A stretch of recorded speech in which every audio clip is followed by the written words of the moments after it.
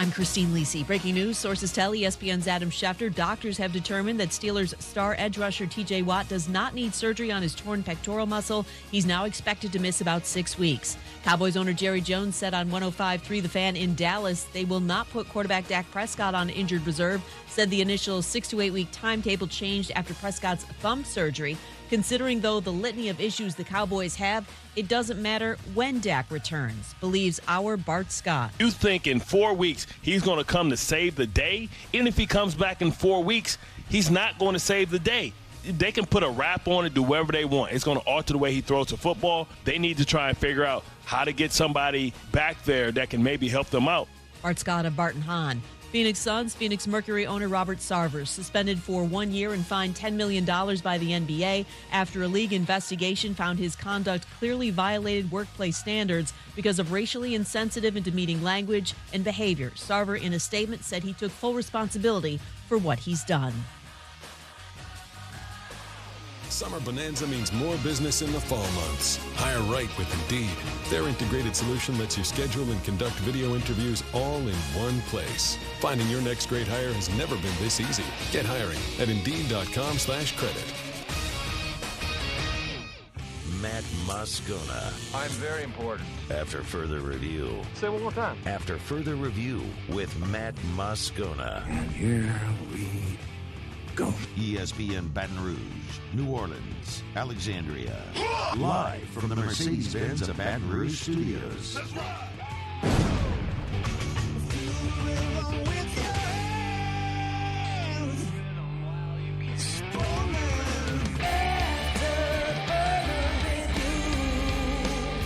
And off we go. Welcome aboard. Glad you're with us, AFR. Presented by Insurance Network of Louisiana. I'm Matt. Love you, Matt. Paul O'Neill. They're chanting Paul O'Neill's name. Yusuf. And Mr. Toby Tom plays.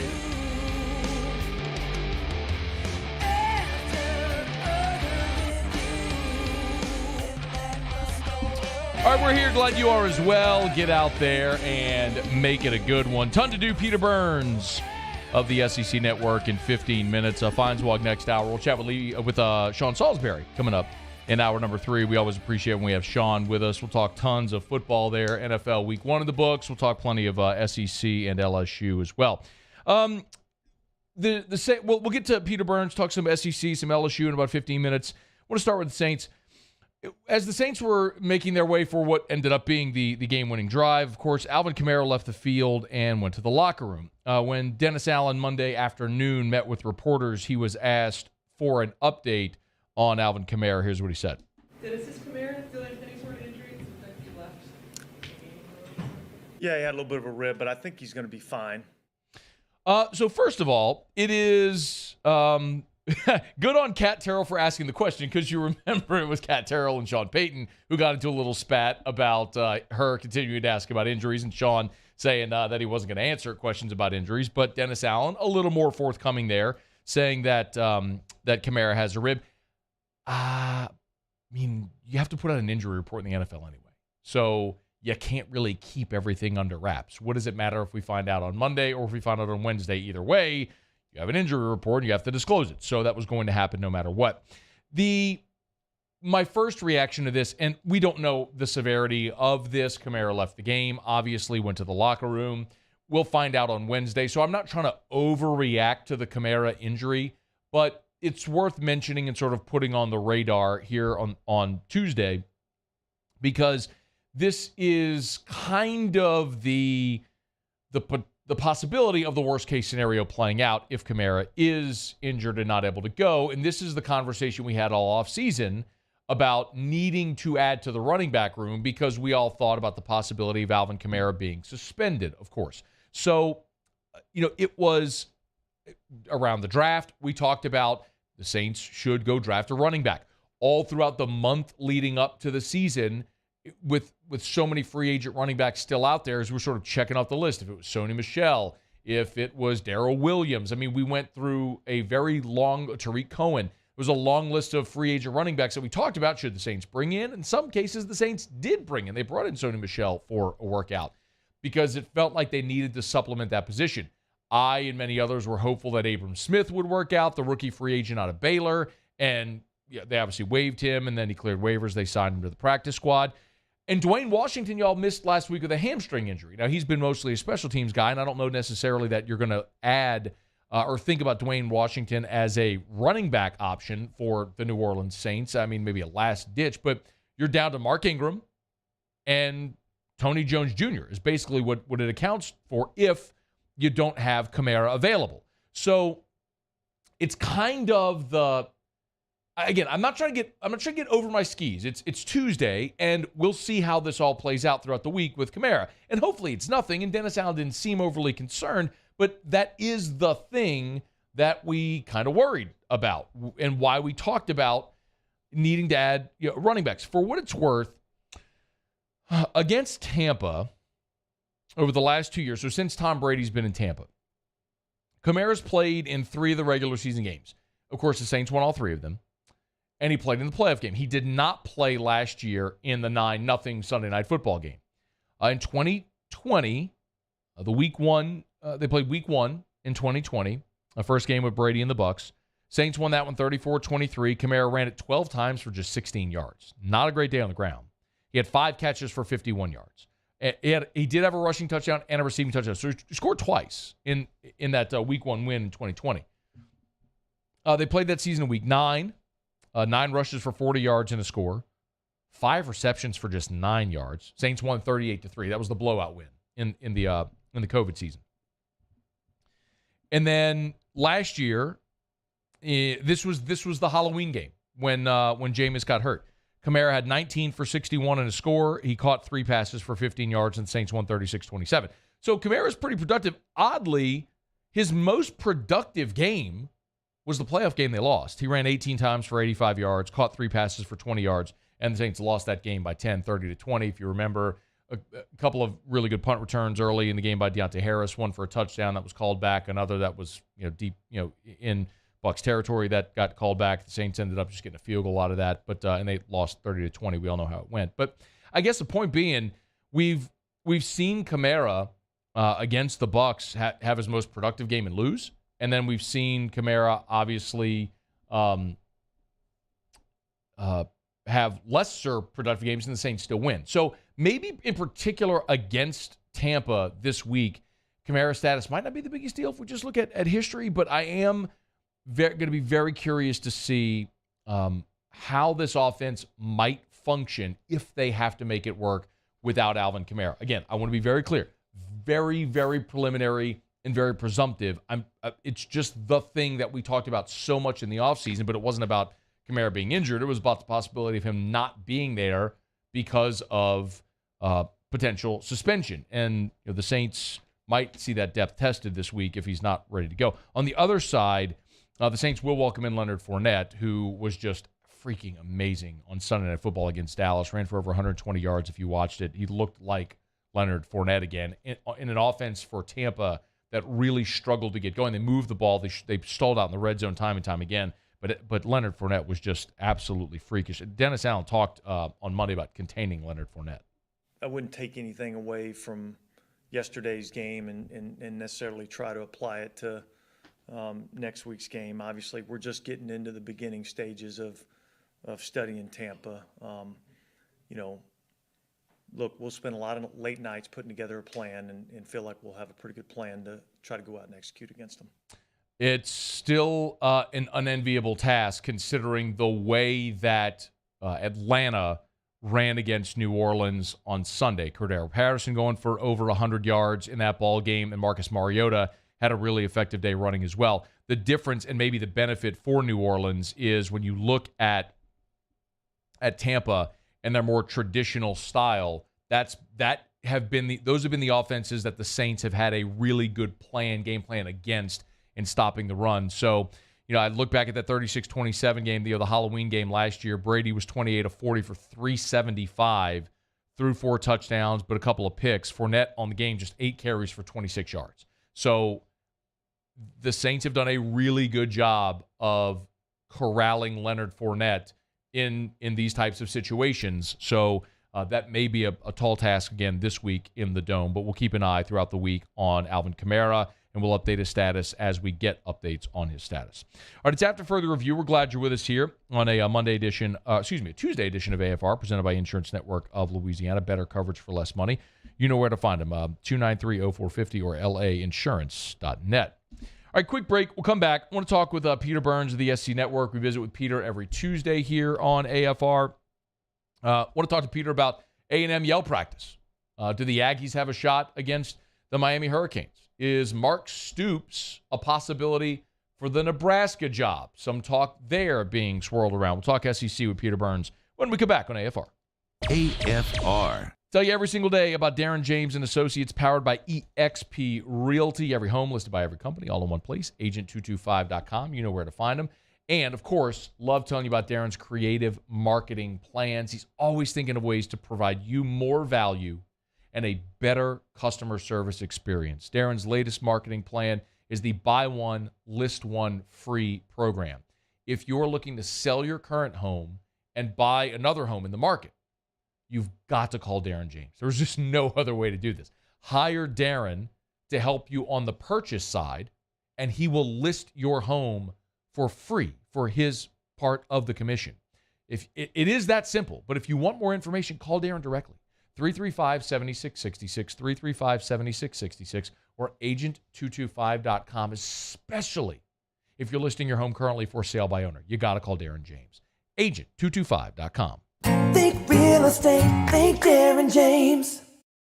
Gulf Coast Bank and Trust is giving our customers the power to bank anywhere, anytime during this challenging event. And we're right there with you. Our mobile banking app is a smart way to manage your money and time. Gulf Coast Bank and Trust, the bank that cares about you.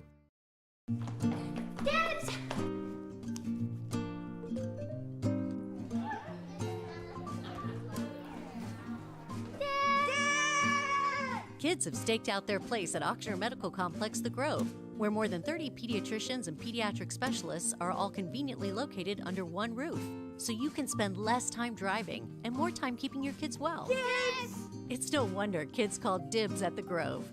Otter Health Center for Children. I'm Jay Ducote. I grew up learning how to cook at LSU tailgate parties and right in my own backyard. And I created JD's Louisiana products to bring that Louisiana flavor to you at home for your backyard cookout. JD's Louisiana barbecue sauce, Louisiana molasses mustard, spicy and sweet barbecue rub, and more are available at your local supermarkets or by logging on to jducote.com/shop. Put in promo code CST for 25% off at checkout.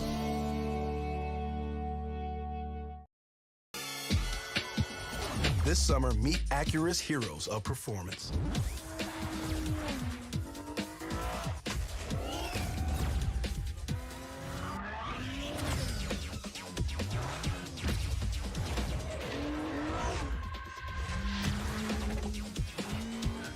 Only available at the Acura Summer of Performance. This summer, visit your local Acura dealer for attractive offers on the MDX. I've been doing business with Luba for 25 years. They're dependable, trustworthy. It's just the attention to detail with our clients. Our folks have years and years of experience. They're highly trained professionals, but many companies have that asset. What I'd like to think makes Luba a bit different is that we use those talents in a way that truly is dedicated to serving the needs of the folks who depend on us. Gulf Coast Office Products is a nationally recognized Savin office equipment dealer based right here in Louisiana. Over 100 employees strong, Gulf Coast has the boots on the ground to support all vertical markets from education, engineering, legal, and finance. With the latest in office technology from desktop to production segment units, Gulf Coast and Savin have the perfect fit for you. Call 225-756-2644. That's 756-2644 for Gulf Coast Office Products. There's nothing better than tailgating, but it can be a lot of work. So why do it yourself when you don't have to? Let Revelry Sports and Entertainment set up your luxury tailgate on campus. Order what you want and just show up to party. Book your tailgate today at Revelry.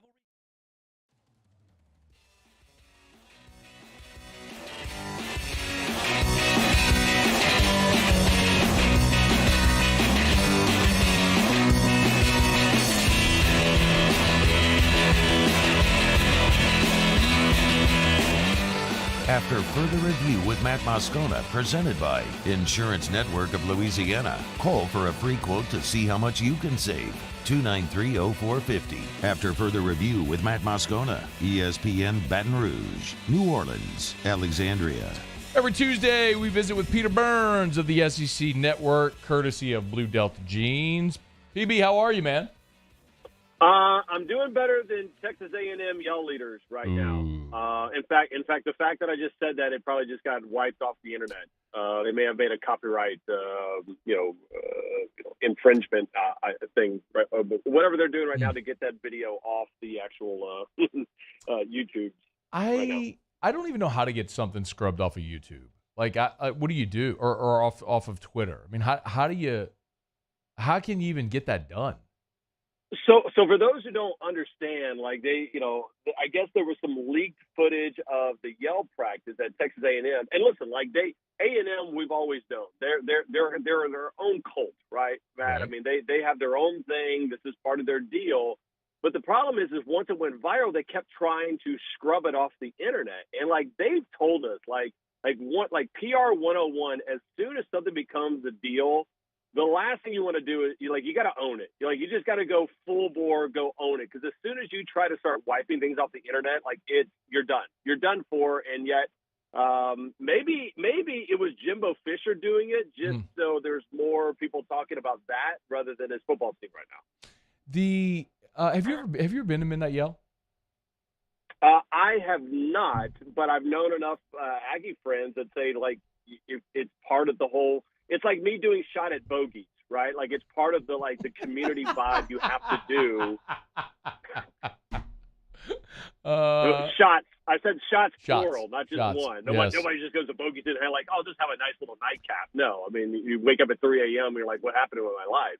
And it's the greatest weekend ever. But I hear it's fantastic. Everybody swears by it. It's just it's not my cup of tea. What if I told you I went to a yell practice in 2002?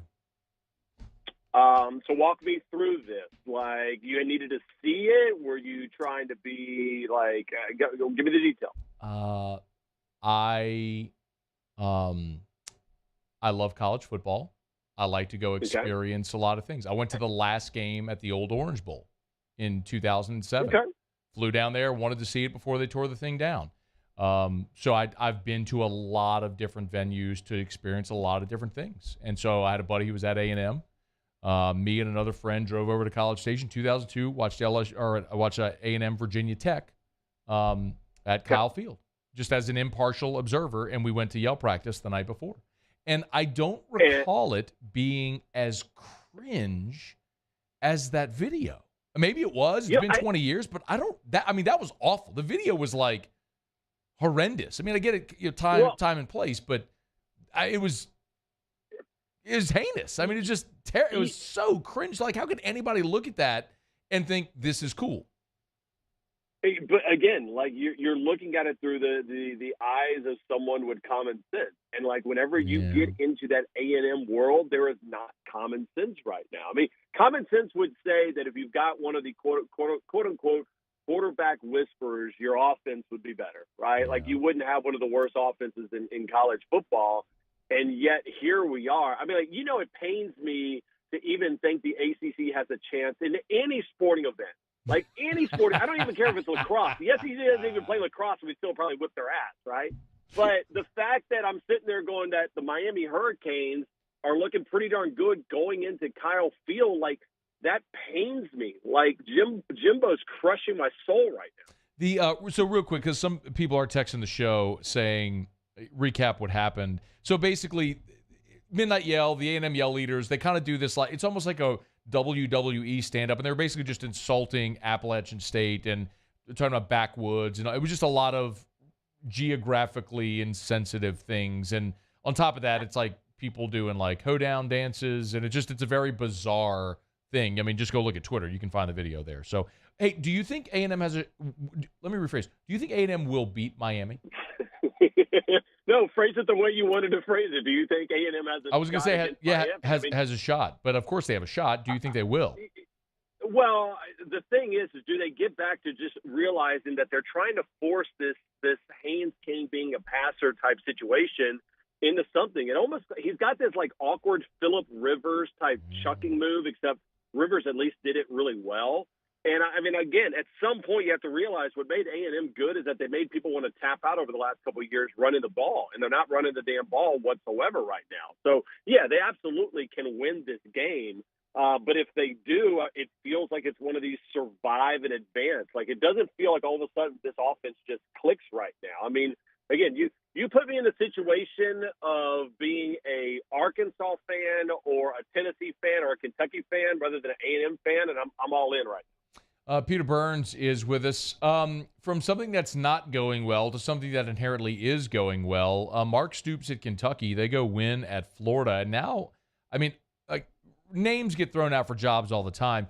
Is Mark Stoops to Nebraska an even remote possibility?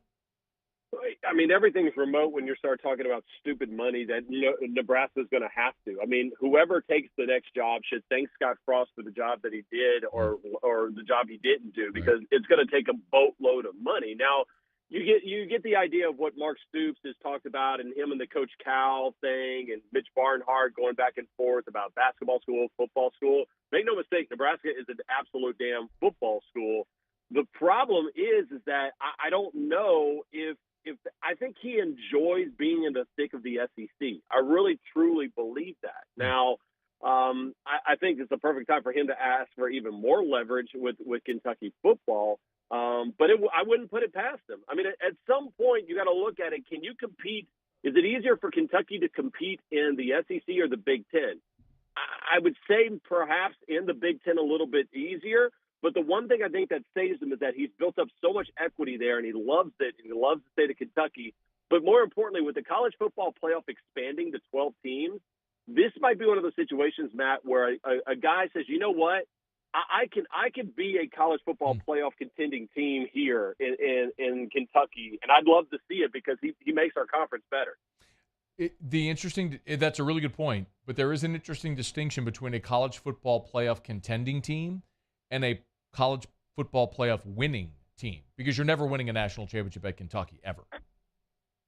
Are you winning a national championship at Nebraska, ever? I mean, in this world because they've done it before, there's at least a logical path to say they can do it again. I understand very much all of the inherent disadvantages at Nebraska, especially since all of their historical advantages have largely been nullified. But if you're committed enough to do it and willing to spend enough money, sure. You know what you need at Nebraska? You need somebody, because I think Mark Stoops has built such good recruiting and recruit Big Ten guys that come to the SEC. I flip it. If I'm Nebraska, I go out there, and it's just so stupid. I can't believe I'm going to say it. I need some pizzazz in NIL, and I'm going 1,000% hard on Deion Sanders. Like, just like, what do you have to lose at this point? Like, is Matt Campbell going to change the world? Like, maybe Matt Rule, with the job that he did at Baylor and rebuilding that thing. But if we're going to get crazy, I mean, you already tried Bill Callahan, and that didn't work one time. Might as well get really crazy and go Deion and have everybody do DeColdis Crawford type deals. Love it. And be the NIL, because Nebraska fans, they're as rabid as LSU fans, man. They would pony up in a heartbeat. Yeah, the coldest Crawford. I'm sad he's not at LSU, but we got the greatest NIL commercial ever with the coldest Crawford. He's not at LSU yet. That's a good point. That's fair. I mean, that's the reason why, like, LSU, like every recruiting fan base now, you used to get pissed off when a 3 or 4 or 5-star guy would say they would pick somewhere else.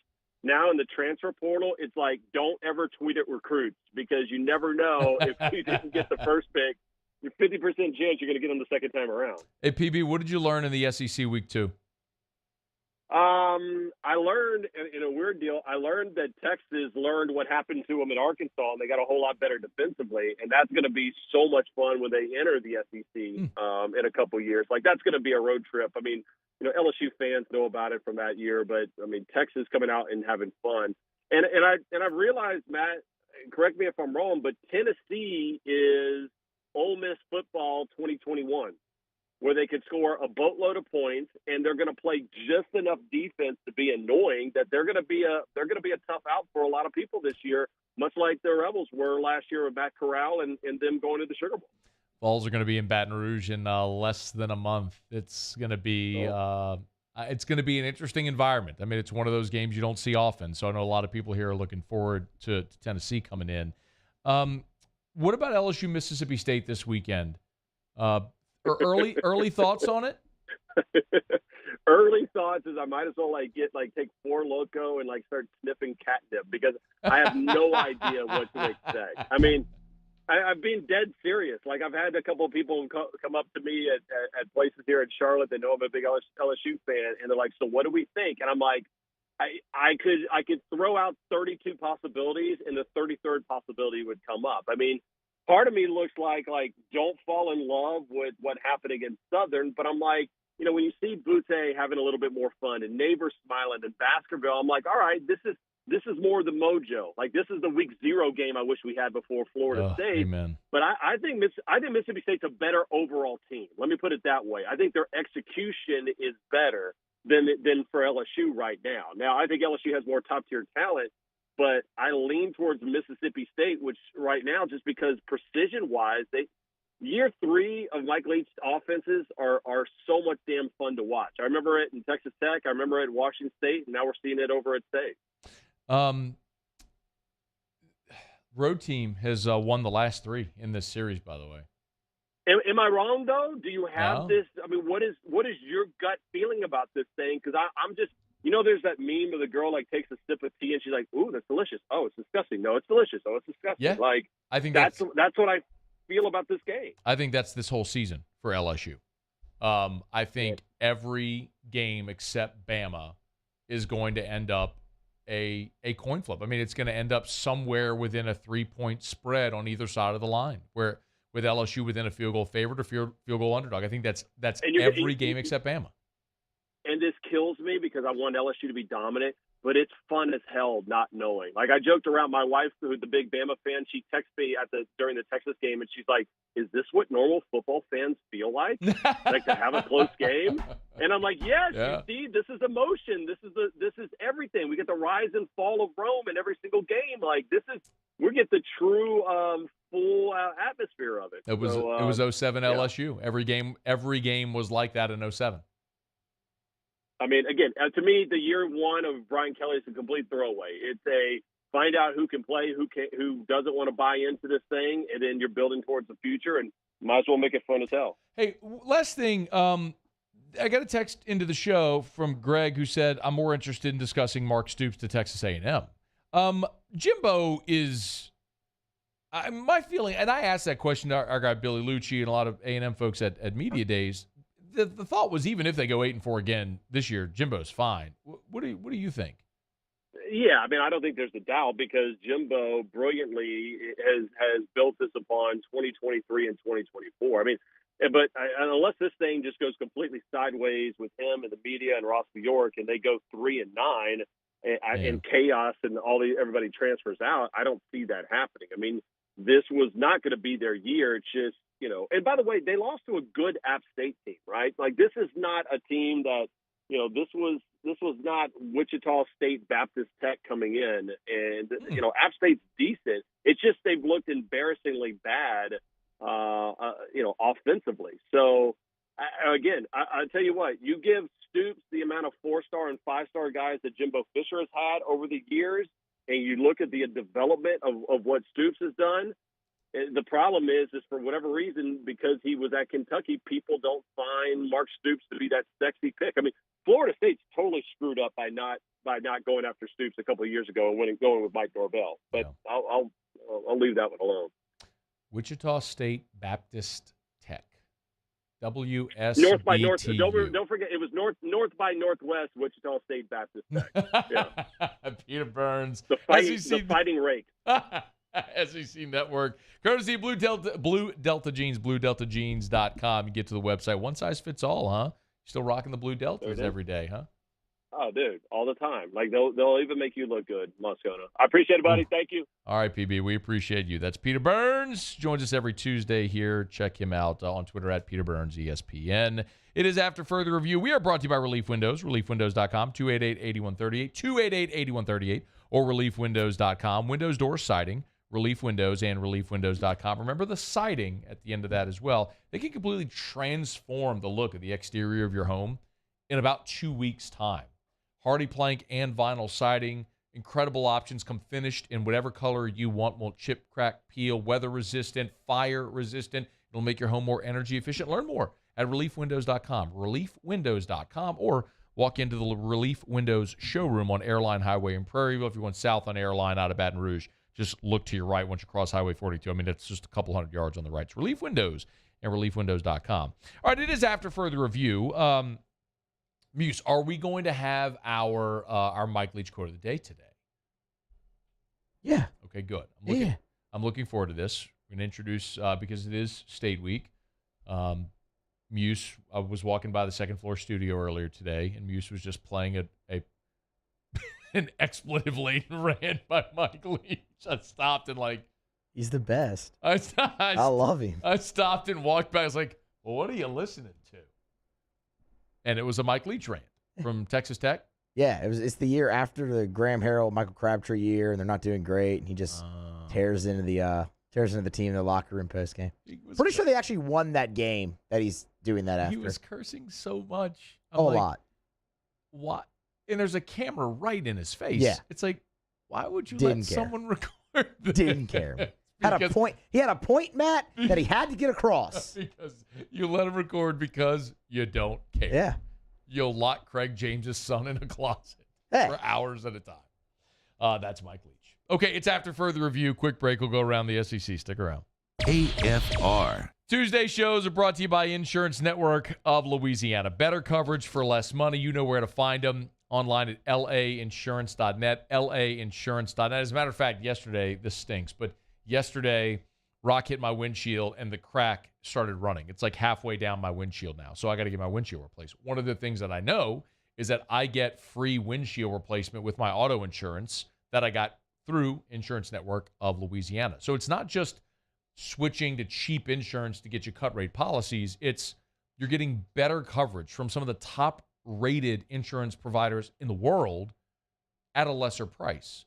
Because at Insurance Network of Louisiana, they have those relationships to know what provider may match exactly what your needs are. So they shop and you save. It's Insurance Network of Louisiana.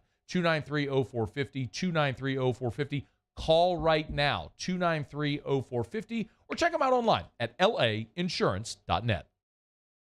Bayou Ford has $15,000 off MSRP on a new 2021 Ford F-150. All new Bayou vehicles come with a 1 million-mile powertrain warranty and free delivery. If you need sales or service, the crew at Bayou Ford is going to do right by you. This isn't just another day. It's so much more.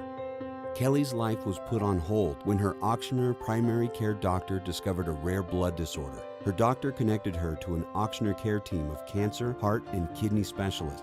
With multiple primary care locations around Baton Rouge, same-day appointments, and online scheduling, we're relentless about keeping you healthy. Auctioneer Baton Rouge, innovating healthcare for Kelly.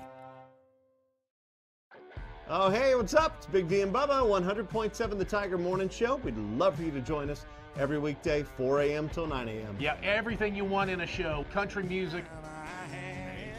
We got laughs. We got celebrity in-studio guests. We just need you. Join us every weekday morning, 4 a.m. to 9 a.m., right where it all started. That's right. Louisiana's country station, 100.7 The Tiger. ServiceMaster Elite create clean, disinfected work environments. As a local business, we take pride in serving the New Orleans and Baton Rouge areas. Our cleaning protocols follow CDC and OSHA standards for healthcare settings, offices, senior living, restaurants, and industrial plants. Contact ServiceMaster Elite to get your operation ready for reopening with germ disinfection. ServiceMaster Elite, the trusted choice in professional cleaning since 1996. There it is, the extra mile, on the border of expected and extraordinary, for those willing to go further, like vans customized for work or play, with safety and tech to keep you connected, supported by a 5-star sales, service, and finance team, and backed by the 1-star you know.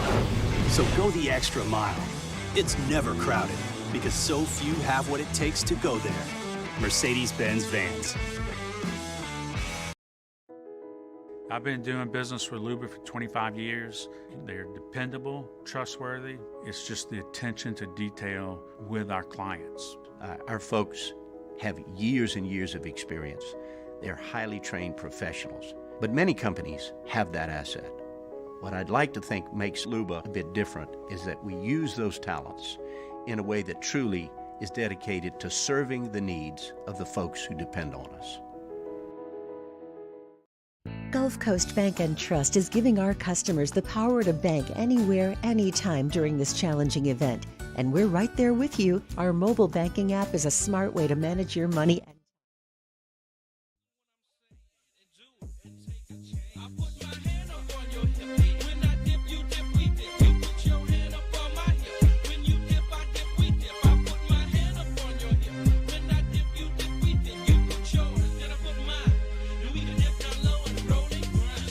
After further review with Matt Moscona, presented by Insurance Network of Louisiana. Call for a free quote to see how much you can save. 293-0450. After further review with Matt Moscona, ESPN Baton Rouge, New Orleans, Alexandria. Head to the 104.5 ESPN Facebook page and look for the Revelry Sports Rate Your Tailgate David Hellman post pinned to the top of the page. I knew it. Drop a pic of your best tailgate to be entered to win a spot for you and our friend to our 104.5 ESPN Revelry Sports Tailgate for the New Mexico game on September 24th. That's where you'll get a chance to meet Jeremy Hill while enjoying food and drinks from Government Taco. Already. We'll be choosing 5 winners on September 16th. I met him. I met him whenever we were coming in here. He was walking out of here. Oh, Hill? Yeah. Yeah, I met him. Every day. Every day. I met him a bunch. That is so David Hellman. What is he doing? Well, it looks like he's participating in a panel on Fox Sports 1, Matt.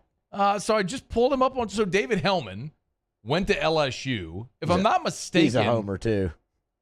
Oh, LSU homer? Oh, but he has the luxury of being. Major. If I'm not mistaken, maybe wrote for the Reveille, like was on the LSU beat, and then went and worked for the Dallas Cowboys. He was like working for DallasCowboys.com, like as a Cowboys writer. And now I was like, we're watching, what is this show called? I have no idea. Speak?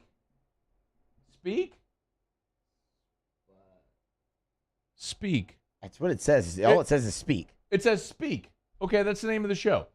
And I'm like, that looks like David Hellman. Like, I don't know why FS1 is on TV. It's probably we're watching a game. Oh, was Mississippi State on FS1 against Arizona? Like the replay? No, the game. Oh, maybe. I'm thinking from post-game being in here. Yeah, it could have been. Yeah, it's Tuesday. You think they would have changed the channel by now, but maybe not. You'd think. But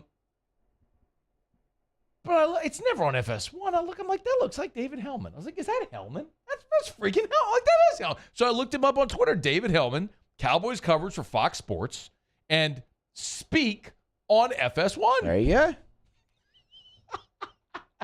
Hilarious. Look at Hellman on FS1. What we learned today. Wait.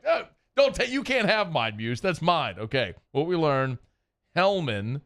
Wait, we got it. I can do that. Hellman's on FS1, and yours can be that there's something called. That was going to be mine. Something called Speak. You said you can't take mine. I said, I thought I won't take it. I'll just alter it a little bit. Paula, you have to come up with your own. If you're here at the end of the show, you'll catch what we learned. Right now, you'll catch Around the SEC. Hellman. Around the SEC, presented by Gulf Coast Office Products, excellence in imaging solutions. The Vanderbilt Commodores. Bro, if you cover the Cowboys, you were just in. Fired up for my guy. Okay. Excuse me. Vandy football coach. How about leading with Vanderbilt? Leading around the SEC with Vanderbilt. That's something. Clark Lee said he still plans to start Mike Wright at quarterback against Northern Illinois. Right through for just 35 yards against Wake Forest. And a pick six. He was replaced by freshman A.J. Swan, who led 2 touchdown drives. Also, defensive lineman Devin Lee is expected to be available. And center Julian Hernandez, who's missed the last 2 games, is likely to play. Muse, this is a big one for you. You have the Vandy over, don't you? I do not know. Oh, you didn't play the Vandy season win total? I didn't believe in them that much. No. So Vandy's season win total over-under is 2.5. Yes. A lot of people like the over, thinking they beat Hawaii and Elon, then they get one more. And this is probably the one. This from Mizzou, right? You really think Vanderbilt's going to win an SEC game? No, I think they're going. That's why I didn't take it, because I don't know if they can win this one. This is the one. They got to be North. I didn't think they weren't going to beat Wake, which they didn't. This is the one. Mike Wright, he's your guy. 35 yards passing. Stay hot. The Texas A&M Aggies. Saturday's loss to App State. The Aggies were without second-year center Bryce Foster. Mike D in his center stat. I'm telling you, man. Started all 12 games at center as a freshman a year ago. He was diagnosed with mono, so he was out. Likely to be back, though. Matthew Wyckoff replaced him. Jimbo said that they'll both play this week. We'll see. Wyckoff was a 3-star signee in 2021. The Georgia Bulldogs. Kirby provided an update on a couple of injured Bulldogs. A wide receiver, A.D. Mitchell, that's a big one. He left after the opening play with a left ankle injury. They're hopeful to get him back this week. Defensive back William Poole didn't play. They said that was just the coach's decision. He just wasn't in the lineup. Cornerback Nyland Green dealing with a hammy. Arian Smith, doubtful for this week. Georgia visits South Carolina, 11 a.m. Central. The Mississippi State Bulldogs. Well, Mike Leach, this is worth keeping an eye on this week, y'all, as LSU welcomes in the Bulldogs. Mike Leach has got them kicker problems. Remember a year ago, his kicking problem was so bad, he said post-game that it was going to open up the tryouts to the student body. Got crushed for it by a lot of people, but he doesn't care. Well, Massimo Baccardi, a good name, Massimo Baccardi missed 2 extra points against Arizona. So he got bumped for Ben Rabin, who made 3 extra points, a pair of field goals, and 8 touchbacks in as many kickoffs. Mike Leach did not commit to Rabin being the starter against LSU. He transferred in from Northern Colorado this offseason. Biscardi came from Coastal Carolina. So a couple of transfer kickers still vying for the job, but it would stand to reason that Ben Rabin would be the guy. The Auburn Tigers. And how about this? Owen Papo and Derek Hall, 2 team captains at Auburn, they're lobbying the coaching staff for Auburn to wear orange jerseys Saturday against Penn State. Auburn is doing an orange out. They want to have orange jerseys, something that Auburn has done. They did back in 1978 against Georgia. Game ended in a 22-22 tie. Wore them again in 1980. Doesn't say which game. Some players are lobbying to resurrect them. Doesn't seem like it's completely off the table. Auburn is expected to go to orange face masks, which I think is actually pretty fire look, but we'll keep an eye on it. All right, there you have it. That is Around the SEC, presented by Gulf Coast Office Products. Shout out to our guy, Trey Beal, and all our friends at Gulf Coast Office Products online, gcopnet.com, gcopnet.com for Gulf Coast Office Products. Face-to-face sales, service after the sale, that's what you get at Gulf Coast Office Products. The official office equipment provider of the LSU Tigers for celebrating 20 years as the official office equipment provider of the LSU Tigers. Gulf Coast Office Products. Muse, orange, you and I share an affinity for uniforms. Orange Auburn jerseys. So I just Yay or Googled nay? Auburn orange jerseys 1978. I like them. All right. I like them. I think they need a little bit more blue in them. You could do that with the shoulder stripes and whatnot. I kind of like it. Oh, let's see.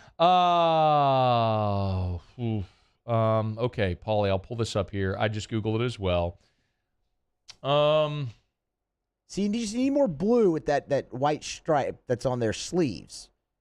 Because otherwise you look like Tennessee. But they do have a blue stripe on the sleeve. That's what you need more. It's very thin. You need to have what amounts to what is the equivalent of the LSU purple and gold shoulder stripes. Yes. If you have that, and if you put blue trim on the numeral instead of just a white block numeral, you might have a little bit of action. Now, I can't. It looks like they do have the orange and blue stripe down the pant leg, which is a good look. And I do like the orange face mask. Great look. Orange face mask at Auburn, great look. The white one they wore last year at Penn State was really good too. That's when they brought that back last year. Normally Auburn has a navy, like a dark blue face mask. Muse and I have a special affinity for uniforms, so that's why we talk about this sometimes. Many of you may not care at all. This is probably the most time we've ever spent talking about Auburn's uniform. Yeah. But orange jerseys, I don't hate it, I don't love it, but if you do it, you got to do it better than that. Is basically the buy. Look, it's one of your primary colors. You're going to offset it with white pants, white helmets. Okay. Okay, but you got to do it better than that, so it's not just this big orange blob. Picture like Syracuse's orange jerseys. They have a lot of the accent all over. Syracuse has changed their uniforms so many times. If you go back and look at the Donovan McNabb Syracuse uniforms, those were fire. Go look at Donovan McNabb Syracuse. Those were fire. Okay, it's after further review. We'll knock out a quick break. When we come back, some updated bowl projections that I want to get to, and LSU says they're working on traffic for game day. It's AFR. AFR. There it is, the extra mile, on the border of expected and extraordinary for those willing to go further, like vans customized for work or play, with safety and tech to keep you connected. Supported by a 5-star sales, service, and finance team, and backed by the 1-star you know. So go the extra mile. It's never crowded, because so few have what it takes to go there. Mercedes-Benz Vans. Follow us on Twitter at 1045ESPN to cast your vote in the Citizens Bank and Trust Poll of the Day. Vote daily inside Off the Bench, anytime. Hunt and Hill. And after further review, Citizens Bank and Trust brings you the Poll of the Day via Twitter at 1045ESPN.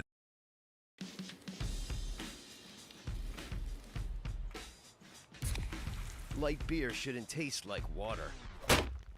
Miller Lite has more taste and only 96 calories. It's Miller time.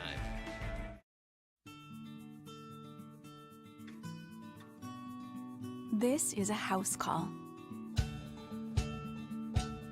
This is a follow-up appointment. This is a diabetes checkup. This isn't just more convenient care, it's more advanced care. This is innovating healthcare at Louisiana's #1 hospital. Auctioner. It's no secret. The best oysters in Baton Rouge are at Jolie Pearl Oyster Bar. Enjoy mouth-watering South Louisiana flavor and oysters from all over the country. And don't forget our nightly drink specials.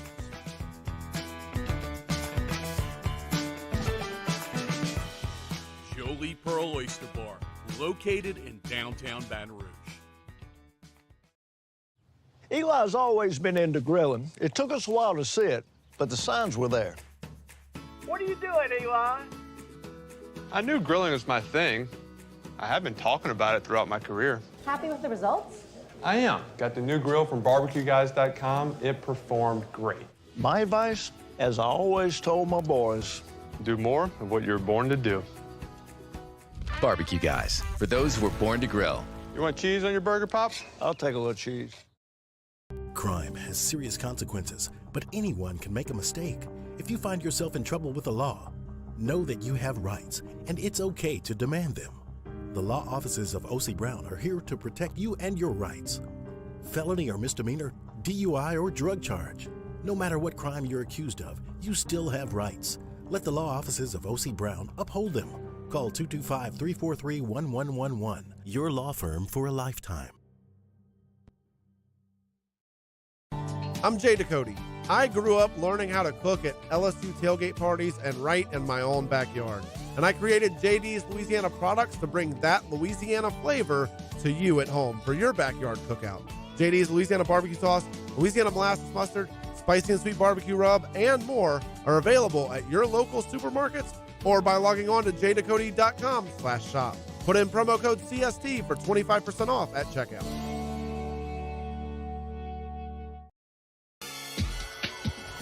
This summer, meet Acura's heroes of performance.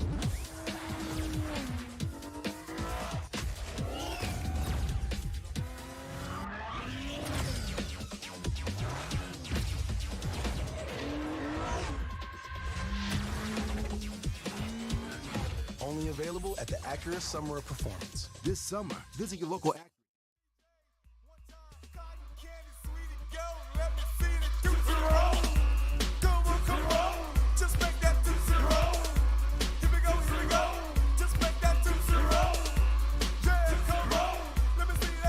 After further review with Matt Moscona, presented by Insurance Network of Louisiana. Call for a free quote to see how much you can save. 293-0450. After further review with Matt Moscona, ESPN Baton Rouge, New Orleans, Alexandria.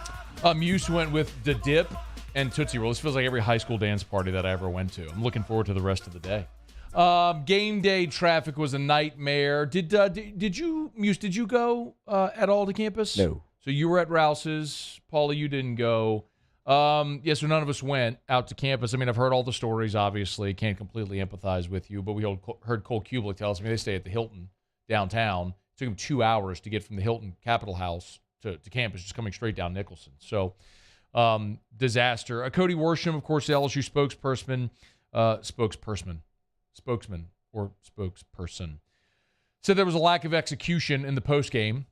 That was very, very much code speak. We had a lack of execution. I love Cody, though. I'm just teasing him. He said some traffic will be alleviated by communicating with law enforcement. Basically, they didn't start contraflow early enough. My guess what happened is everybody stayed to – it was 51-0 at halftime. Everybody stayed for the halftime show, and as soon as the halftime show left, 80% of the stadium left. That's what it sounds like anyway. So they should have started contraflow sooner than they did, and it became just a gigantic logjam for hours at that point. Muse, I do want to make this a poll question. This will be our Citizens Bank poll question of the day. Can LSU fix traffic? Can LSU fix game day traffic? And I think the answer is no. Because the gigantic problem that you have is you have a river on one side of the stadium. You don't have major arteries near enough the stadium to make it work. So, or campus. I mean, Highland, it's tough to get down Highland. I mean, unless the whole thing is contraflow out the entire time, it's just, you ain't going to be able to do it. So, I mean, it's just the geography and the way that the campus is set up. I mean, it sucks, but it's what it is.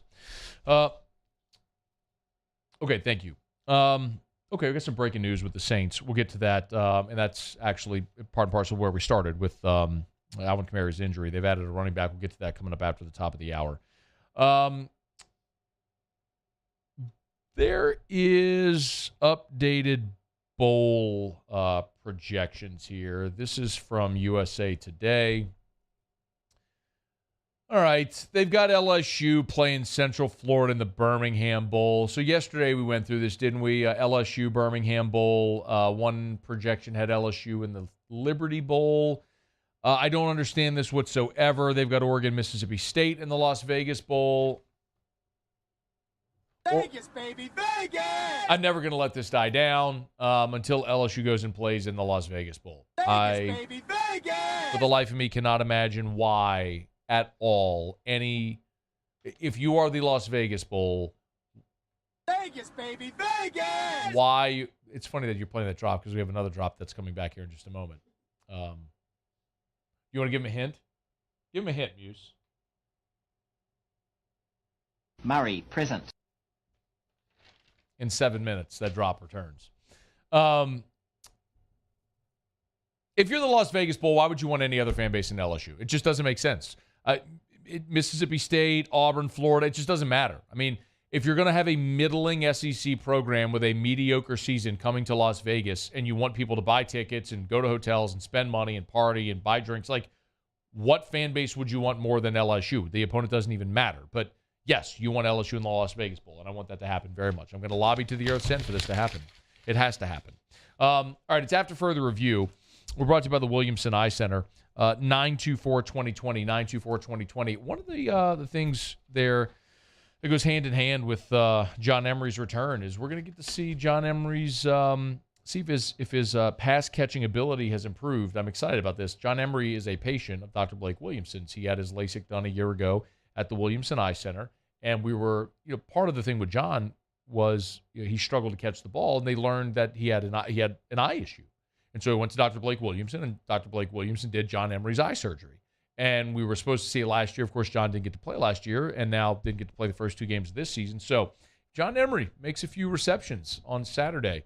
Then you'll be able to say, yep, shout out Dr. Blake Williamson for that one. 924-2020, 924-2020, or WilliamsonEye.com. That's WilliamsonEye.com for the Williamson Eye Center. All right, Muse. You know where the Las Vegas Bowl is, yes? Vegas, baby, Vegas! I do? Yeah. What if I throw a few questions out to you here? Let's see. This will prime you for what we will do, no doubt, closer to bowl season. And also maybe a little Pluckers trivia. Muse, where is the... All right, here's a layup. Where's the Tampa Bay Bowl? Tampa Bay. Yes. Or St. Petersburg, no, probably. It's Tampa Bay. It's in Tampa, okay. Florida. Yes, you give yourself a ding. Give yourself a ding. Where is the Tony the Tiger Bowl? Arizona. Oh, I'm sorry. No, it's in El Paso. That's the Tony the Tiger Sun Bowl. It's now just the Tony the Tiger Bowl. That's weird. Pinstripe Bowl. Yankee Stadium, Bronx. Okay, there you go. You can give yourself a ding. Got it. And I'm out of time. AFR. Where's the Lending Tree Bowl, Muse? The Lending Tree Bowl. All right. Washington, D.C. No, sorry. The Lending Tree Bowl is in Mobile, Alabama. And you know what else services Mobile, Alabama? Michelli Weighing and Measurement. Michelli.com. Michelli.com with locations from sea to shining sea. You can always learn more at Michelli.com.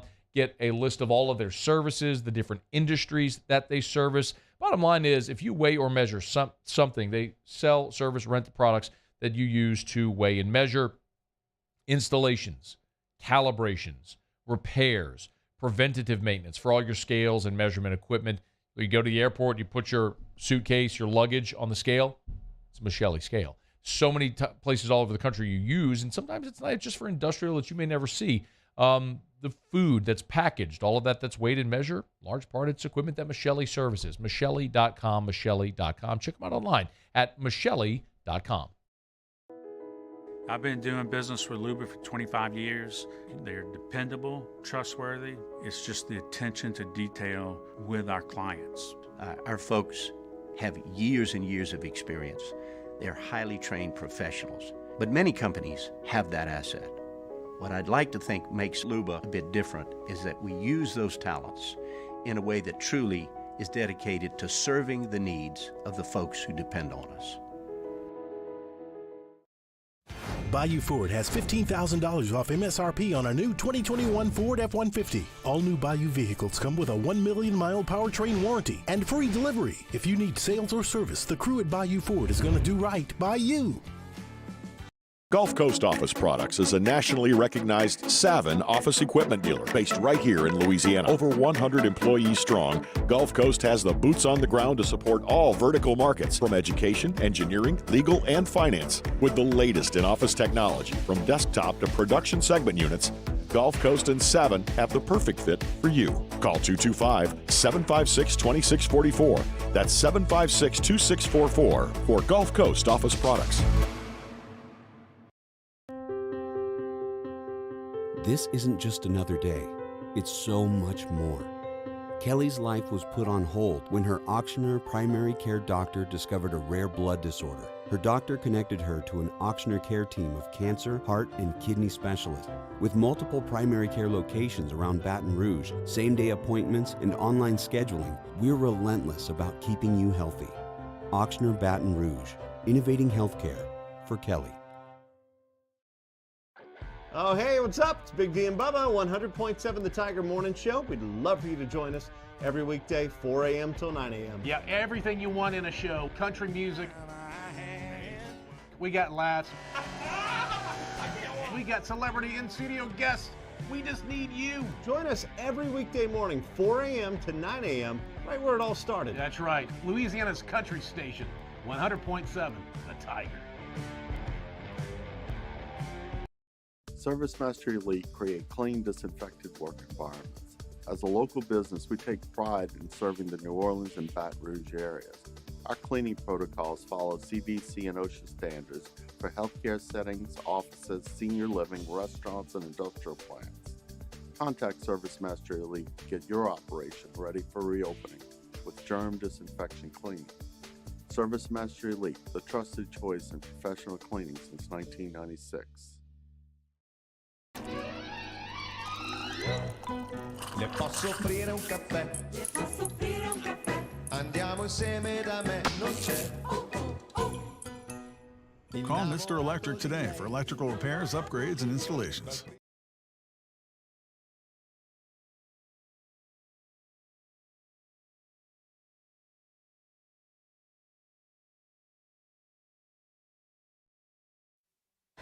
This is SportsCenter.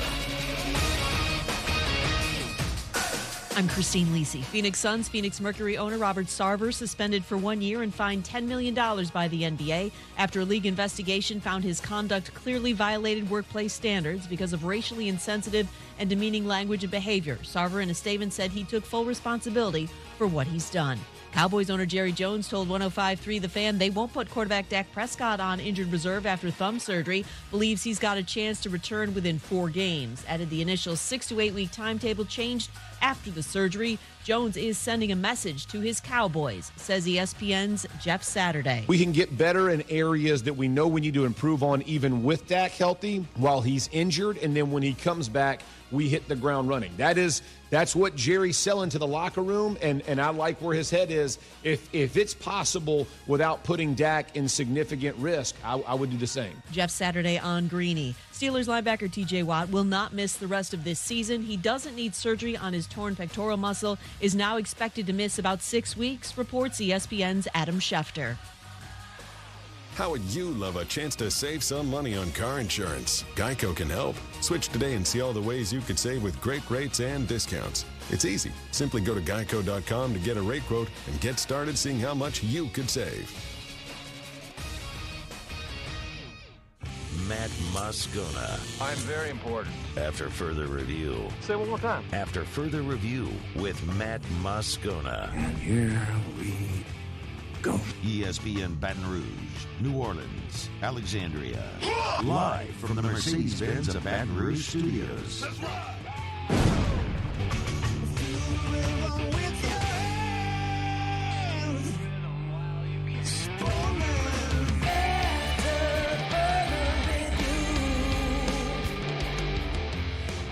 Hour 2, off we go. Welcome aboard. Glad you're with us. AFR, presented by Insurance Network of Louisiana. Matt, I am sweating. Paul O'Neill. They're chanting Paul O'Neill's name. Musu. And Mr. Toby Tom Blake.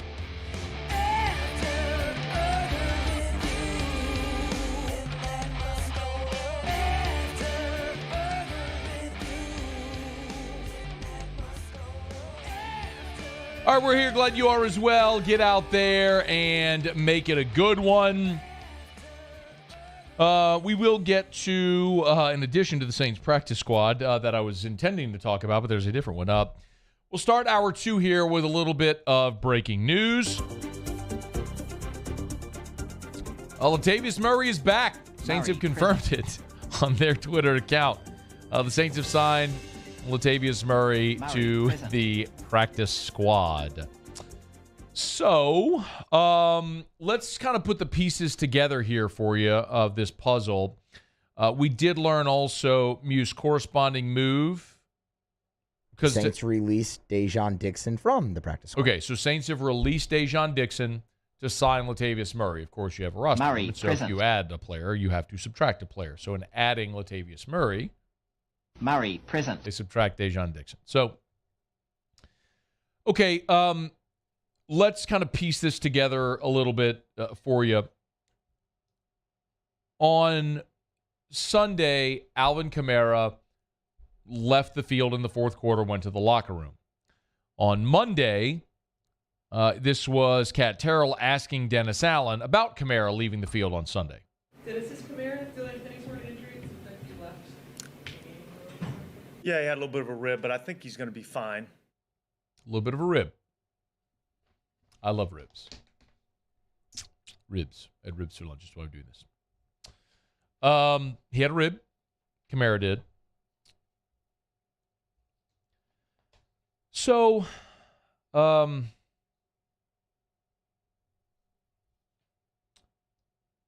it's also interesting because Sean Payton was never really forthcoming with injuries at all, and Dennis Allen's at least giving you a little bit of a tidbit. If you were here at the start of the show, we basically talked about Kamara, only to an hour later now have found that Latavius Murray is back with the Saints, so it answers one of the questions. So Kamara injured. Remember, Dwayne Washington did not play last week. He was out with a hamstring injury.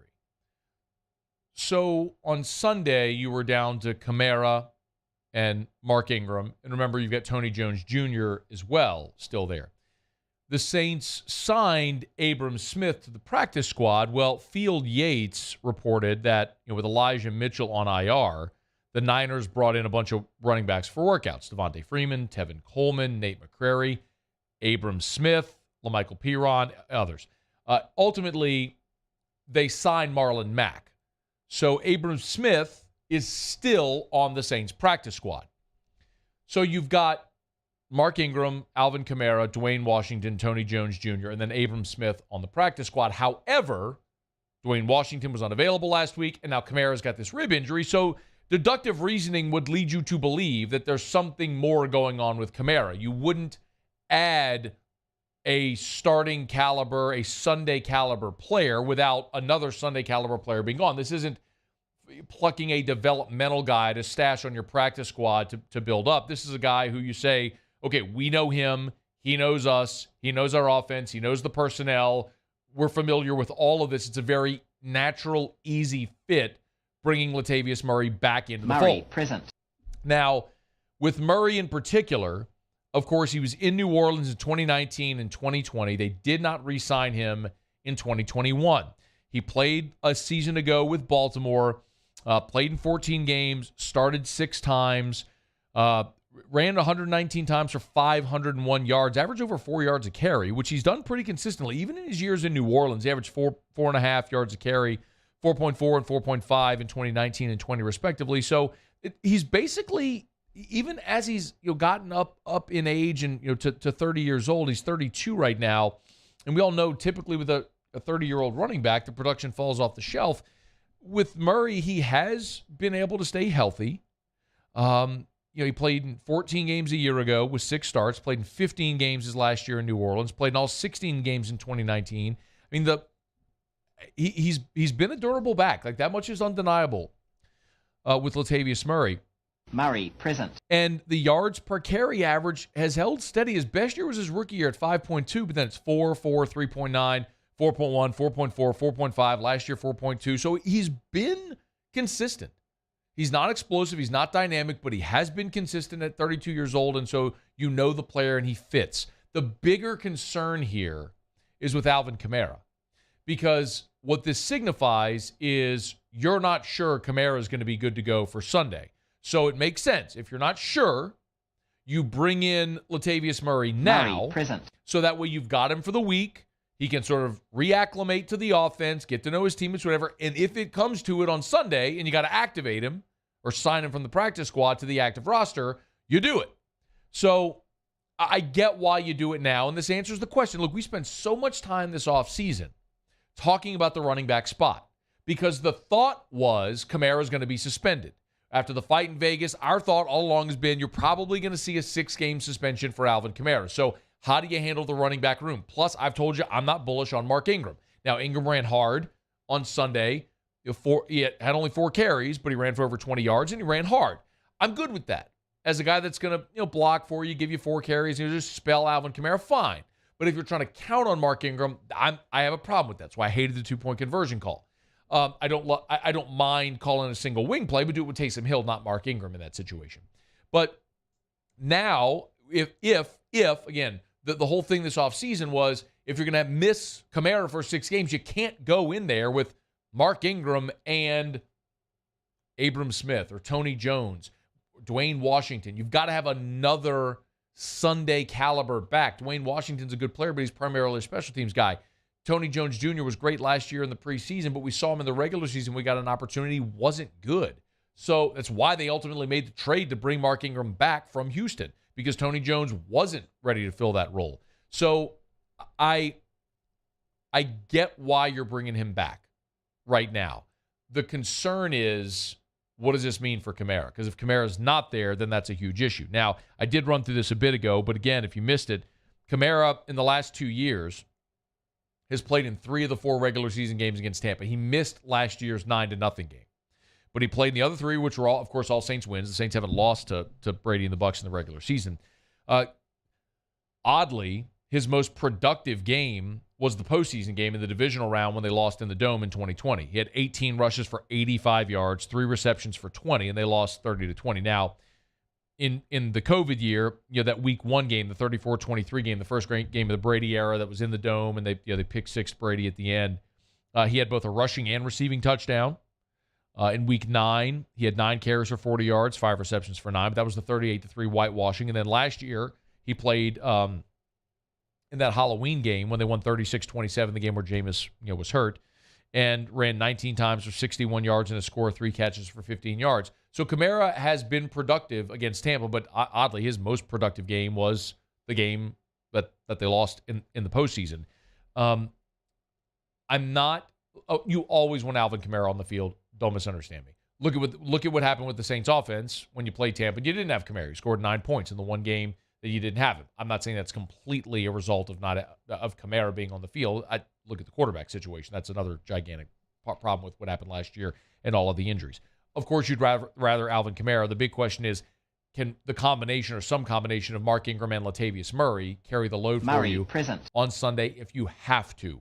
And I'm leery of it, but for a one-game sample in the Dome, especially when the Saints defense has been so good against Tampa, I'm a little more at ease. I will say that this all is still very, very presumptive. I'm just very, candid. It's 4:11 p.m. Central Time on Tuesday. You get 4 days to the game, or 5 days to the game. So you have time to find out what's going to happen with Alvin Kamara. Re-adding Latavius Murray feels like it's a precautionary measure, like this is your safety net in case Kamara is not able to go on Sunday. You've got him back in the fold to get reacclimated and everything. Great. But let's hope that by the time you get to Sunday, Kamara's healthy enough and ready to go. But this would certainly indicate that Kamara leaving the field, having the rib injury, it's enough of a cause of concern that they went and added a veteran running back who knows them and they know him very well. But to have 2 running backs on the field on Sunday, both over 30 years old, would be concerning, especially against that team in Tampa coming in. We will keep you posted all throughout the week as we learn more. But the news, if you're just joining us, the New Orleans Saints have re-signed Latavius Murray. Adding him to the practice squad. They've released Dijon Dixon, so that's the corresponding move. We'll see how it plays out throughout the course of this week. All right, it's after further review. We're glad to have you aboard with us. If you want to bet, of course, on the Saints and Bucs this weekend, you can do so with the DraftKings Sportsbook. Just download the DraftKings Sportsbook app and use the promo code Baton Rouge. There are always great promotions going on with the DraftKings Sportsbook. So download the DraftKings Sportsbook app and use the promo code Baton Rouge. The NFL season is in full swing. DraftKings is an official sports betting partner of the NFL. And right now, new customers, bet $5 on any football game. Bet just $5 on any football game and get $200 in free bets instantly. Don't forget, they've also got their early win promotion going on. If you bet, if you bet on either team to win, if your team leads by 7 at any point during the game, you get paid instantly. That's at the DraftKings Sportsbook. So download the DraftKings Sportsbook app, use the promo code Baton Rouge, and get $200 in free bets instantly when you place a $5 bet on any football game. Again, that's code Baton Rouge only at the DraftKings Sportsbook, an official sports betting partner of the NFL. 21 and older, physically present in Louisiana. Select pairs only. Bonus issued as free bets. 1 early win token issued at opt-in. Moneyline bets only. Deposit and wagering restrictions apply. Eligibility and terms at DraftKings.com/football. Terms licensed partner Golden Nugget Lake Charles. Gambling problem? Call 1-877-7-0-STOP. All right, glad to have you aboard with us here. Murray's not the only player that the Saints have added to the practice squad. They actually added a Saints legacy. I want to get to that in about 15 minutes. When we come back, though, another good sign about the future of the offensive line and tight end spots for LSU. I'll tell you what I mean next on AFR. AFR is brought to you by Rouse's, official supermarket of the New Orleans Saints. You can always visit Rouse's.com or download the Rouse's app, Rouse's.com, and get your personal shopper. That's right. They make it easy over at Rouse's. Of course, I could always tell you about their hot and boiled options if you want a hot lunch, if you want dinner for the whole family. You can walk in, go to the seafood side, the hot and boiled kiosk, grab and go if it's boiled shrimp or whatever it is that you're looking for. They've got a great deli if you want sandwiches. They've got house-made sushi rolls rolled right there in-house at Rouse's. So many great options for lunch or for dinner for the whole family. It's at Rouse's. And, of course, everything you need on the grocery side. The best thing about it, delivery and pickup options. Download the Rouse's app, select your items. Your personal shopper will go pick them out for you. When you pull up, they'll bring them out to the car. It's all about saving you time. Certainly great for that tailgate or game watch party as well. It's at Rouse's, the official supermarket of the New Orleans Saints. Rouses.com. Rouse's, this feels like home.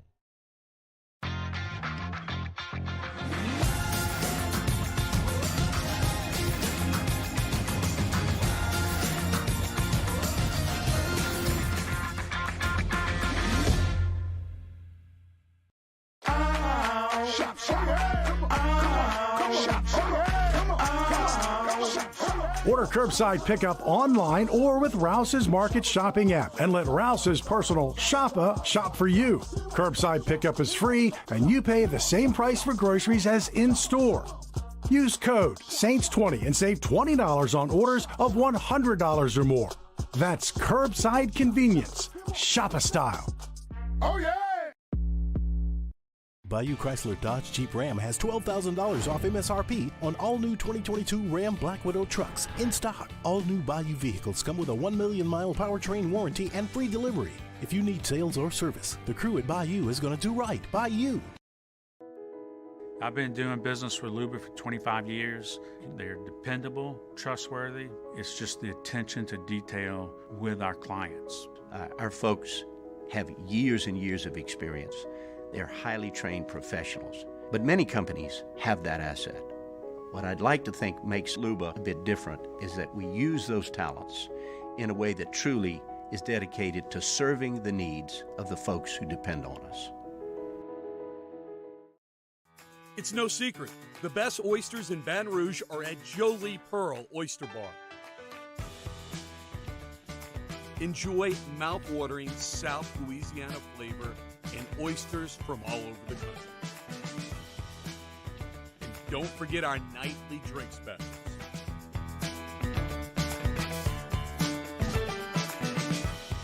Jolie Pearl Oyster Bar, located in downtown Baton Rouge.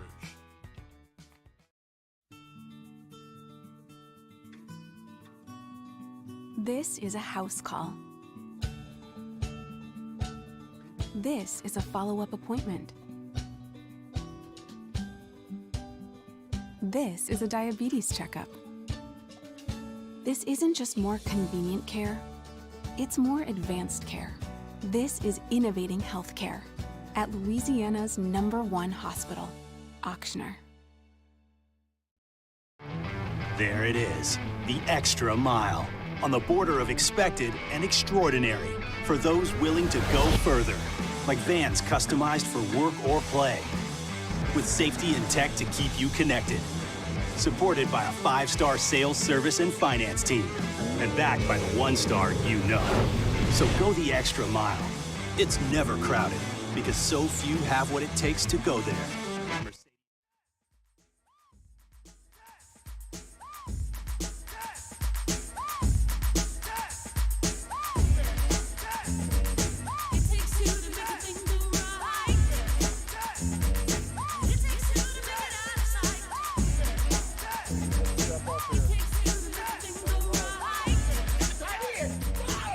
After further review with Matt Moscona, presented by Insurance Network of Louisiana. Call for a free quote to see how much you can save.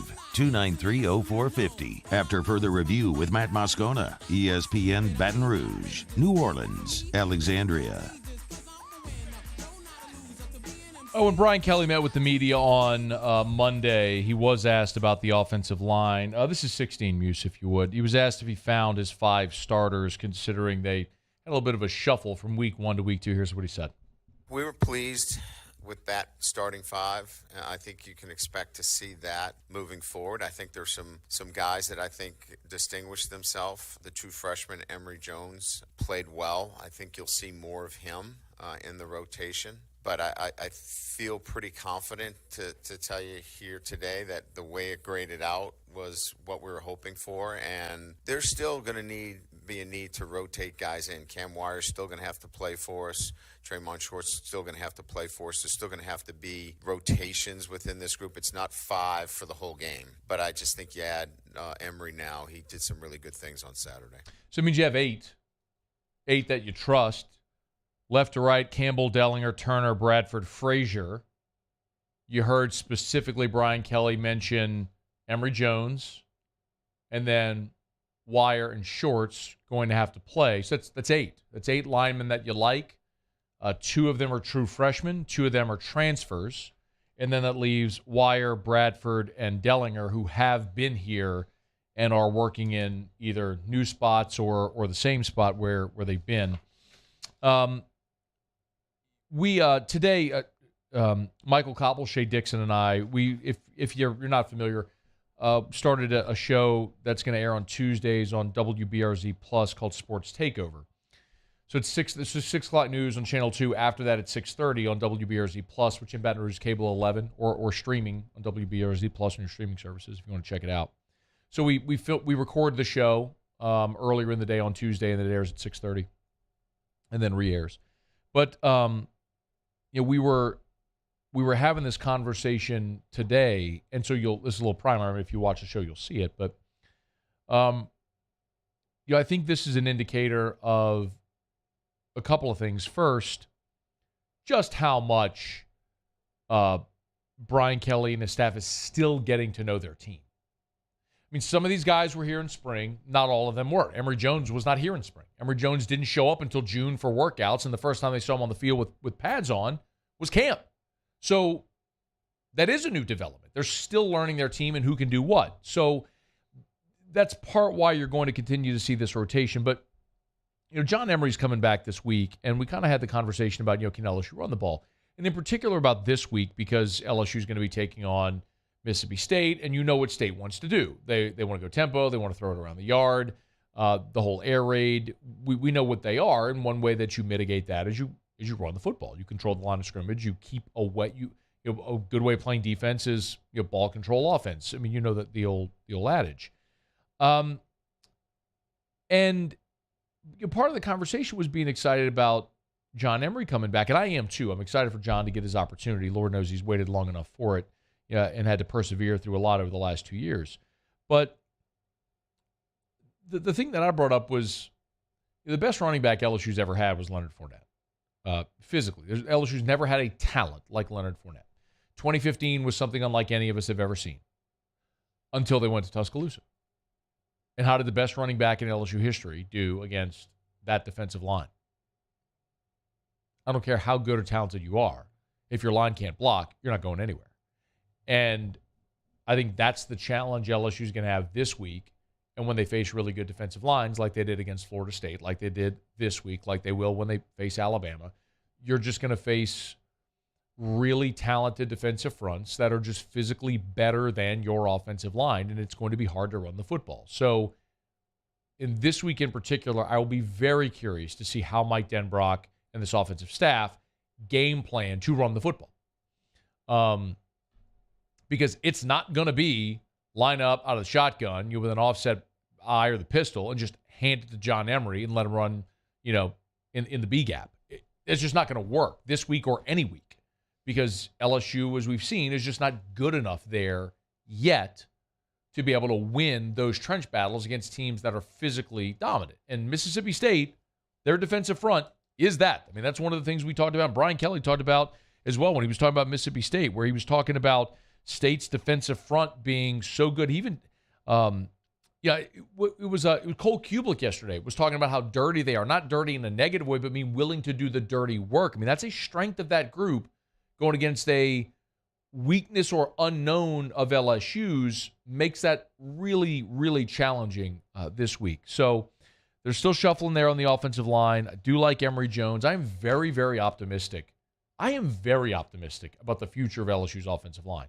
Starting with true freshmen like Will Campbell and Emory Jones, who are physically already ready to contribute. And Garrett Dellinger, who's a sophomore, you've got a young core of offensive linemen that will grow up together and become a dominant unit. And then on top of that, when you look at how Brian Kelly is recruiting that position already, especially given his reputation, right? Brian Kelly's reputation, we've talked about it since the day he was hired. The 2 positions that he recruited and developed better than any at Notre Dame: offensive line, tight end. Those are the 2 spots. He's had 8 tight ends drafted. It'll be 9 this year when Michael Mayer is drafted. and 9 offensive linemen drafted. That's not even counting the undrafted guys that made rosters. It's just draft picks. So look at how they're building. I mean, in 22, you signed Campbell and Emory Jones, who are both already ready. And yes, you got Fitzgerald West as well, and you got Bordelon, guys that are project guys that are going to physically grow and develop and maybe become contributors at some point. And then you look at what they've already got for 2023 committed. You've already got Zalance Hurd, who's one of the best players in the state of Louisiana for this upcoming recruiting class. Hurd is, he's 6'5", 300 pounds out of Neville. I mean, he's the third highest rated prospect in the class in the composite. He's number 54 overall nationally. So you add Hurd to this class, and then you've added a couple of other guys with Tyree Adams and Paul Mubengo. So you've got 3 offensive linemen already committed, including one dominant one. Then I'm not sure if you saw this, but our buddy Shea Dixon, who I mentioned, who's on a Sports Takeover with me and Cobble.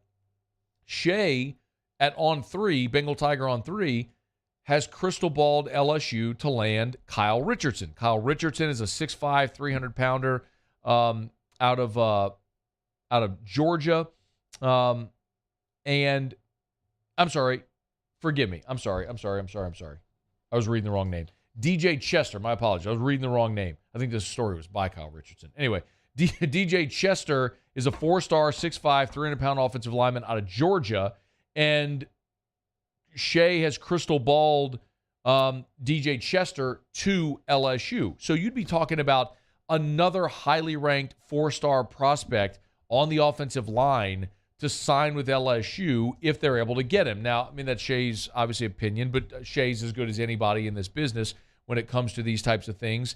So, you look at, he was connected as anybody. So DJ Chester, when I look at his profile, 6'5", 300 pounds, he's number 51 nationally. I just mentioned that Zalance Hurd is number 54 nationally. So you're talking about that's in 247. Composite has him at 118. But you're talking about a couple of highly ranked offensive line prospects a year after signing Campbell and Emory Jones. And now you're building not just numbers on the offensive line, but like really talented, highly ranked prospects. And this is how he did it at Notre Dame with a lot of dudes from the Midwest. He's recruiting a different part of the country now, but he's still getting really highly rated offensive linemen to jump aboard. And look, I would extend that to tight end as well. Your numbers at tight end took a hit because, look, you had Eric Gilbert and he transferred. You had Jake Johnson committed and he flipped. So you were left with Cole Taylor and a converted high school quarterback, walk-on tight end, and then Nick Storrs, a retired baseball player. You add Mason Taylor, who's been a very pleasant surprise. You've already got Mac Markway committed for 2023. He's the number 10 tight end in the country. He's a top 200 player. And then you've already got Tavion Galloway committed for 2024. He's the number 5 tight end in the country. And the number 2 player in Louisiana for next year is Trey Green, who's the number 2 tight end overall, number 32 in the country. So if you get the best player in Louisiana to stay home next year, who's a tight end, on top of Tavion Galloway, Mac Markway, and Mason Taylor, who's a freshman, you can look at the next 4 years of the tight end position and go, yep, that's how it's supposed to look when you have really good tight ends. So it's coming. It's why I know no fan wants to hear this. No booster wants to hear, no coach, no player wants to hear this. Nobody wants to hear you're building for the future. Give it time. Be patient. Nobody wants to hear that. But when you see those types of things materially, the way that they're building up recruiting, the way that they're rebuilding the roster, supplementing with the transfer portal, spots where they're weak and getting better, you can understand why you can say, okay, this is a little bit rocky, but imagine in 2024 when Will Campbell and Emory Jones are juniors, if Garrett Dellinger's still around as a senior, that's the core of your offensive line with guys like Zalance Hurd, these dudes who are going to be coming up as sophomore, second, third year guys.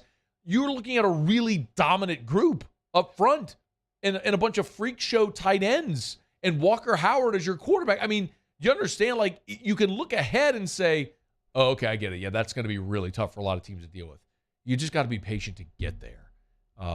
And I know it's not an easy thing to do. I get it. But there's so much reason to be excited about the future. I'm not saying you punt this season. I'm not saying you don't try to win. Of course, they're trying to win. It's why they went out and added 15 transfers to have a roster that can be competitive.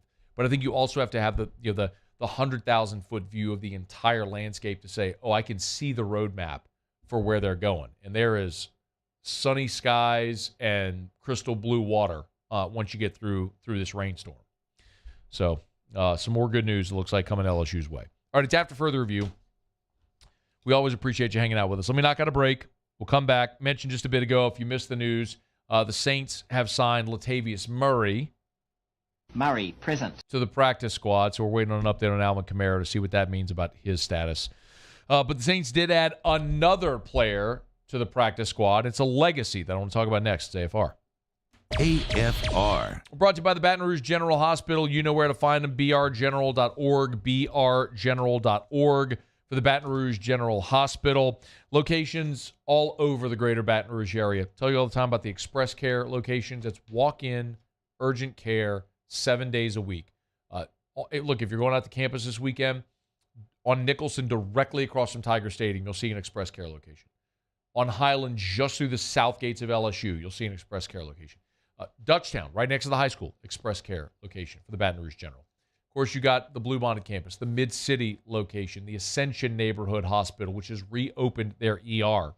And the Baton Rouge General, of course, is part of the Mayo Clinic Care Network. Clinical collaboration, expert access to the Mayo Clinic for your physician here at no extra cost to you. That's the Baton Rouge General Hospital. You can learn more about all the services they offer at brgeneral.org. Online, that's brgeneral.org for the Baton Rouge General Hospital. Go back to school in style with the new our pre-owned vehicle from Corval Toyota in Opelousas. It's an easy process, and vehicles are getting to our lot weekly. Make the decision now or reserve your new Toyota today. Come on down to Corval Toyota in Opelousas. That's Happy Town, USA. Gulf Coast Bank and Trust is giving our customers the power to bank anywhere, anytime during this challenging event. And we're right there with you. Our mobile banking app is a smart way to manage your money and time. Gulf Coast Bank and Trust, the bank that cares about you. I've been doing business with Luba for 25 years. They're dependable, trustworthy. It's just the attention to detail with our clients. Our folks have years and years of experience. They're highly trained professionals, but many companies have that asset. What I'd like to think makes Luba a bit different is that we use those talents in a way that truly is dedicated to serving the needs of the folks who depend on us. Eli's always been into grilling. It took us a while to see it, but the signs were there. What are you doing, Eli? I knew grilling was my thing. I have been talking about it throughout my career. Happy with the results? I am. Got the new grill from barbecueguys.com. It performed great.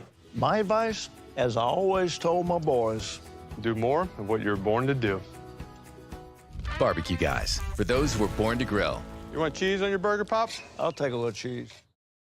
Crime has serious consequences, but anyone can make a mistake. If you find yourself in trouble with the law, know that you have rights, and it's okay to demand them.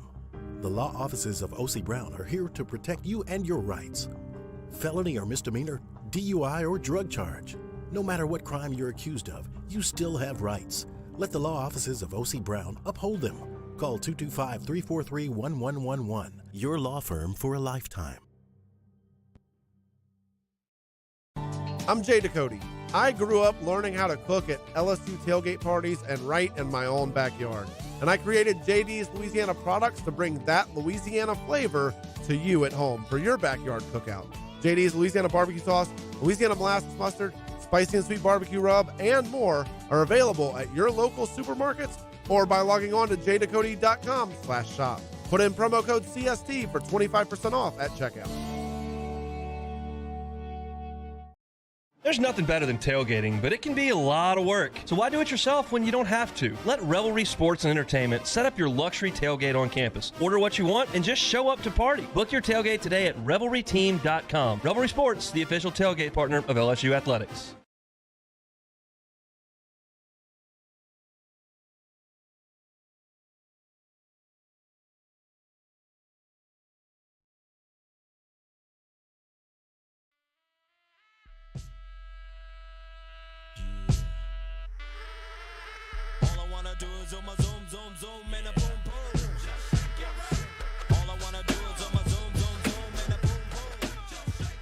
After further review with Matt Moscona, presented by Insurance Network of Louisiana. Call for a free quote to see how much you can save. 293-0450. After further review with Matt Moscona, ESPN Baton Rouge, New Orleans, Alexandria. You're not on air. You're not on air. You're not on air. I'm not on air. How about that? Wow. Now I you hit your mic instead of my mic. Oops. 104.5 ESPN and Acura of Baton Rouge ask for your support in helping us raise money for Folds of Honor, a nonprofit organization which provides families of fallen or disabled service members educational scholarships. To donate to this important cause, visit our website, 1045ESPN.com. This week, everyone who makes a donation will be entered to win tickets to see the Eagles Hotel California tour November 19th at the Smoothie King Center. Donate now, 1045ESPN.com from Acura of Baton Rouge, 1045 ESPN Baton Rouge. Did I distract you? Is that why you screwed up? Or, it's 4:36. Paulie, that makes sense, doesn't it? Why? Look, 16 minutes ago, now you're seeing the wrong button, right? Total sense. So it makes total sense why that happened. That doesn't make any sense. I literally just hit your mic instead of mine. I hit your mic to start the segment a lot more than I hit mine. Just a mishap there. Just a slip up. So the time, Paulie, I think the time is just a total coincidence, right? That slip up came at 4:36. Total coincidence. Right about the time. Total coincidence. Right about the time it start hitting, right? Correlation does not equal causation. Sure, Muse. We got you. Just a little slip up. Whatever right? you say. Just a little, Paulie. Just a little slip up. Right? You know what I mean? You know what I'm saying. Did you watch Monday Night Football last night? Good game. How about the Otter? Otter staying hot. Gave you the Seahawks last night. Got an outright winner. Home dogs, man. That was such a theme week one in the NFL. You know what struck me, though? Denver attempted a 64-yard field goal at the end of the game with a chance to win it. Here was Nathaniel Hackett after the game on the decision to attempt the 64-yard field goal. Yeah, 4th and 6 for me during that time. We had been just moving it slightly. They weren't moving it with big chunks. I think we had just given up a sack right before that. So wanted to be sure that we took a chance when we had a chance. And I felt confident in him. So I thought about this whenever they attempted it and missed the field goal but had the leg. Is it not amazing how it feels like every kicker in the league could hit from 64 now, doesn't it? For a long time it was like, Janikowski was the big leg kicker, or Zerline, Greg the leg. There was always like a kicker in the league where you felt like, okay, he's got the leg that could bomb one. Remember Jason Elam ultimately, pretty sure it was Elam who broke Dempsey's record when he hit a 64-yarder, but he did it in Denver. So you're like, elevation, did that? Now, dude, did you see Cade York's 58-yarder? Cade York's 58-yarder hit the top of the net. It would have been good from 70. It would have been good from 70. We all saw the video Cade York making a 70-yarder like in warm-ups. That kick would have been good from 70. It's incredible. Like Tom Dempsey's record, Tom Dempsey made the 63-yarder in 1970. Elam broke his record in 2013. So the record stood for 43 years.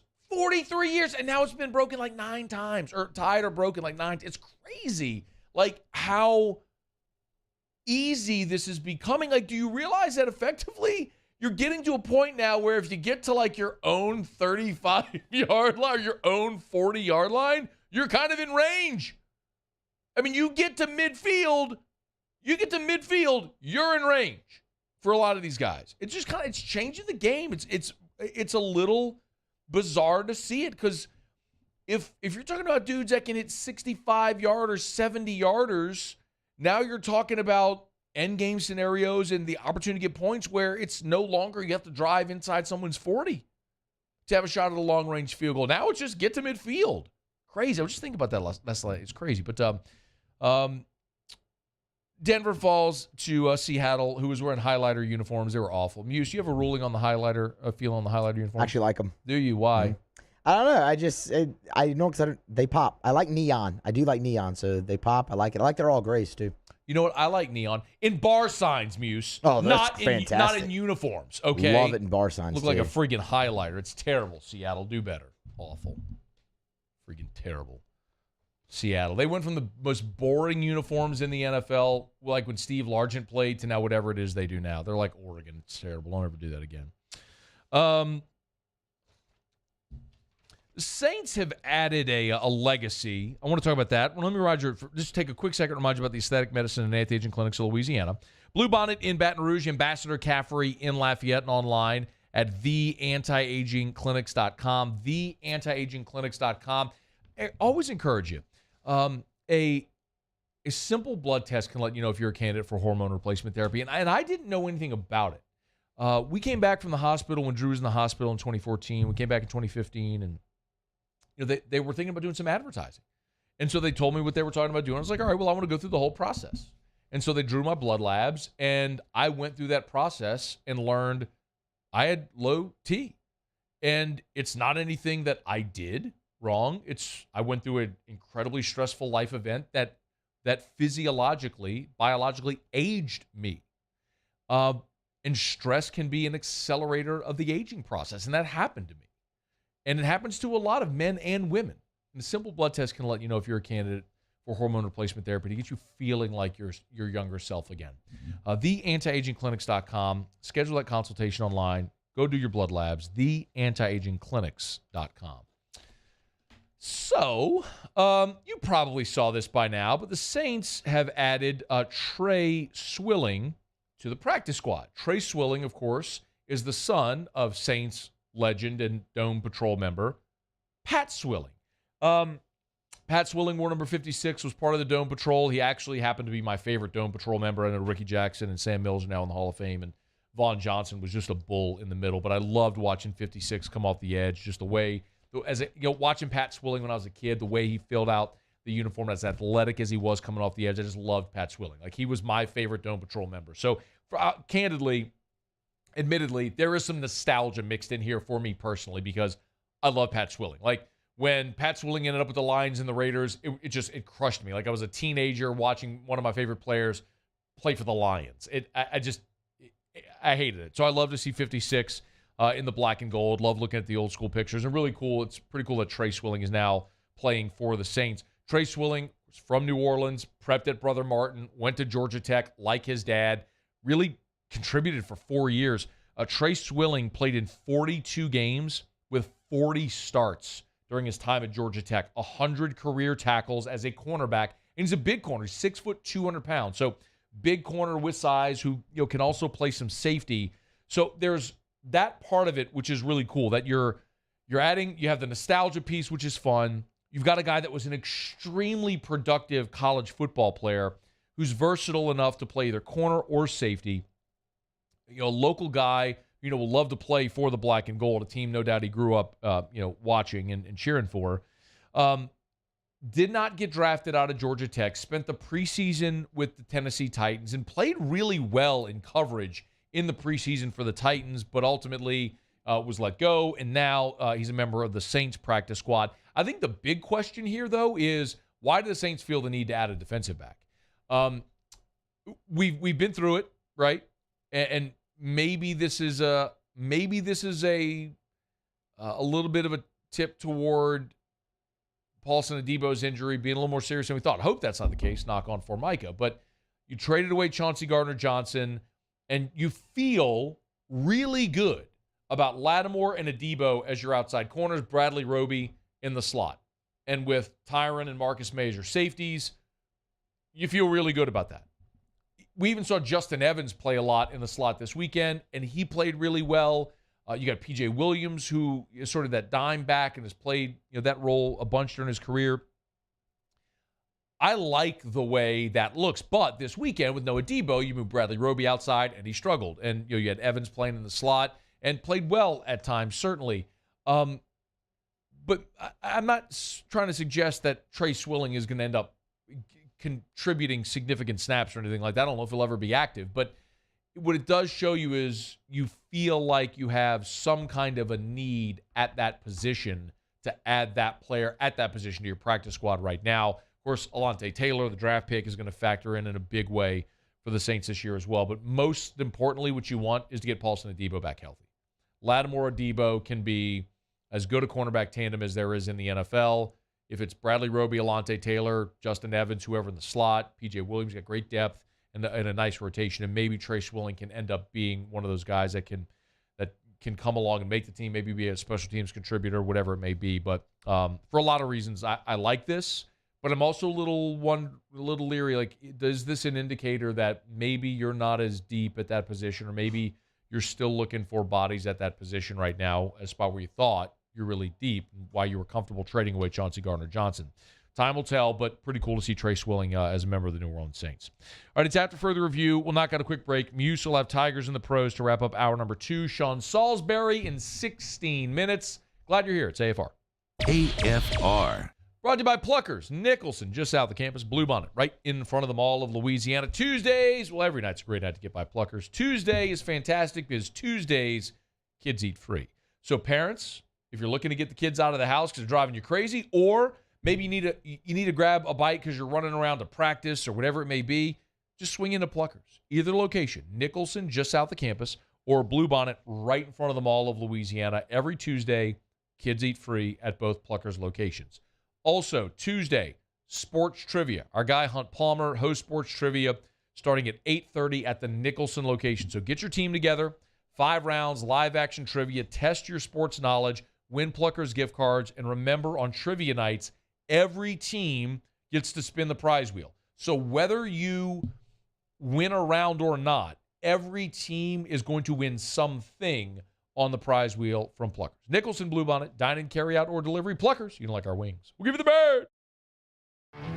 There it is, the extra mile, on the border of expected and extraordinary, for those willing to go further, like vans customized for work or play, with safety and tech to keep you connected. Supported by a 5-star sales, service, and finance team. And backed by the 1-star you know. So go the extra mile. It's never crowded, because so few have what it takes to go there. Mercedes-Benz Vans. I've been doing business with Luba for 25 years. They're dependable, trustworthy. It's just the attention to detail with our clients. Our folks have years and years of experience. They're highly trained professionals, but many companies have that asset. What I'd like to think makes Luba a bit different is that we use those talents in a way that truly is dedicated to serving the needs of the folks who depend on us. This summer, meet Acura's heroes of performance.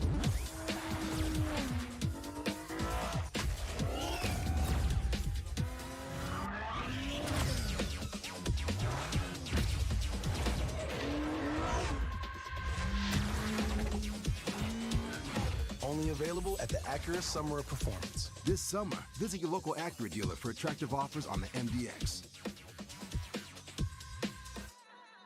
Gulf Coast Office Products is a nationally recognized Savin office equipment dealer based right here in Louisiana. Over 100 employees strong, Gulf Coast has the boots on the ground to support all vertical markets, from education, engineering, legal, and finance. With the latest in office technology, from desktop to production segment units, Gulf Coast and Savin have the perfect fit for you. Call 225-756-2644. That's 756-2644 for Gulf Coast Office Products. This isn't just another day. It's so much more. Kelly's life was put on hold when her auctioneer primary care doctor discovered a rare blood disorder. Her doctor connected her to an auctioneer care team of cancer, heart, and kidney specialists. With multiple primary care locations around Baton Rouge, same-day appointments, and online scheduling, we're relentless about keeping you healthy. Auctioneer Baton Rouge, innovating healthcare for Kelly. Oh, hey, what's up? It's Big D and Bubba, 100.7 The Tiger Morning Show. We'd love for you to join us every weekday, 4 a.m. till 9 a.m. Yeah, everything you want in a show. Country music. We got laughs. We got celebrity in-studio guests. We just need you. Join us every weekday morning, 4 a.m. to 9 a.m., right where it all started. That's right. Louisiana's country station, 100.7.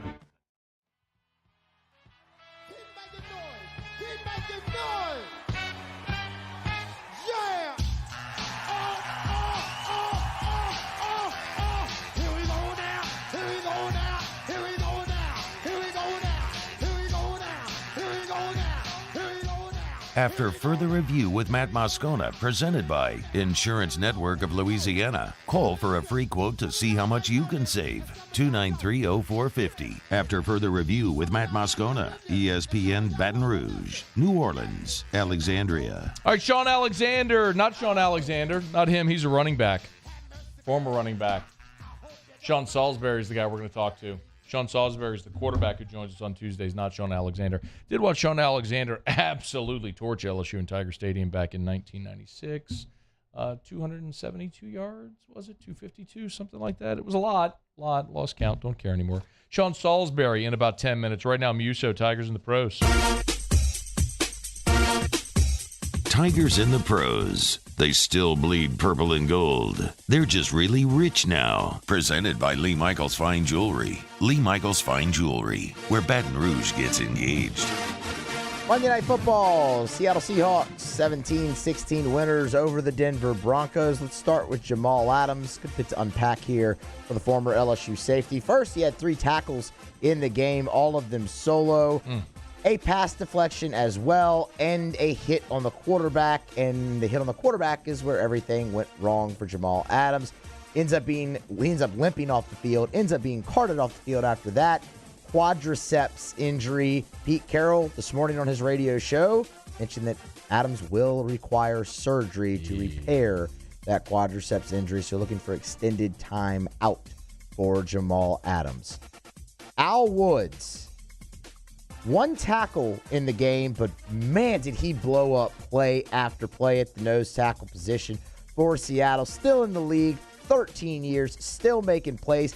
He's the guy who blew up the play that caused the second fumble on the 1-yard line for the Denver Broncos. Great to Al see. Woods, bro. When he blew up that play at the goal line, I'm like, Al Woods is still in the league. And still making plays. I saw Shea tweet it. Al Woods is the last guy still in the league from the 07 National Championship team. Would not have had my money on Al Woods as that guy. I mean, Saints used the 4th-round pick on him, and he flopped. Yeah. I mean, he just wasn't ready. You remember, he was always super physically gifted player, but he was always described around here like a big teddy bear. Just didn't have the mean streak in him. He found it somewhere, dog. That's incredible. Good for him. Josh Smith is back in the major leagues. Yeah! The Texas Rangers. Let's go! Texas Rangers called him up late last week. Yeah, they did. He's getting the shot to be the everyday left fielder. Their other left fielder has been sent to the bench. So That's weird. Send him to the bench. Call up Josh Smith. Got the starting game, one of a doubleheader yesterday. Did wear the collar, but flashed the leather yet again. Wait, check it, Paulie. Check it. Wait, I'll rewind it. But full extension. Incredible. Full extension, diving, Superman style. Not bad for a dude that's never played left field before, right? For a shortstop and a third baseman, it's pretty decent. Right side of the infield, or left side of the infield, and he's like out there just laying out for balls. Still got the show flow too. Call that a natural athlete, man. Yeah. Well, I mean, look, Catholic high born and bred. I mean, what do you mean, Muse? I mean, it's what we do. Alex Bregman yesterday for the Houston Astros. 2 for 4 day. Catholic high? Nope. 2 for 4 day. Should have been. What? Should have been. Oh, okay. Well, I mean, there's hurdles there. He didn't even live in the state.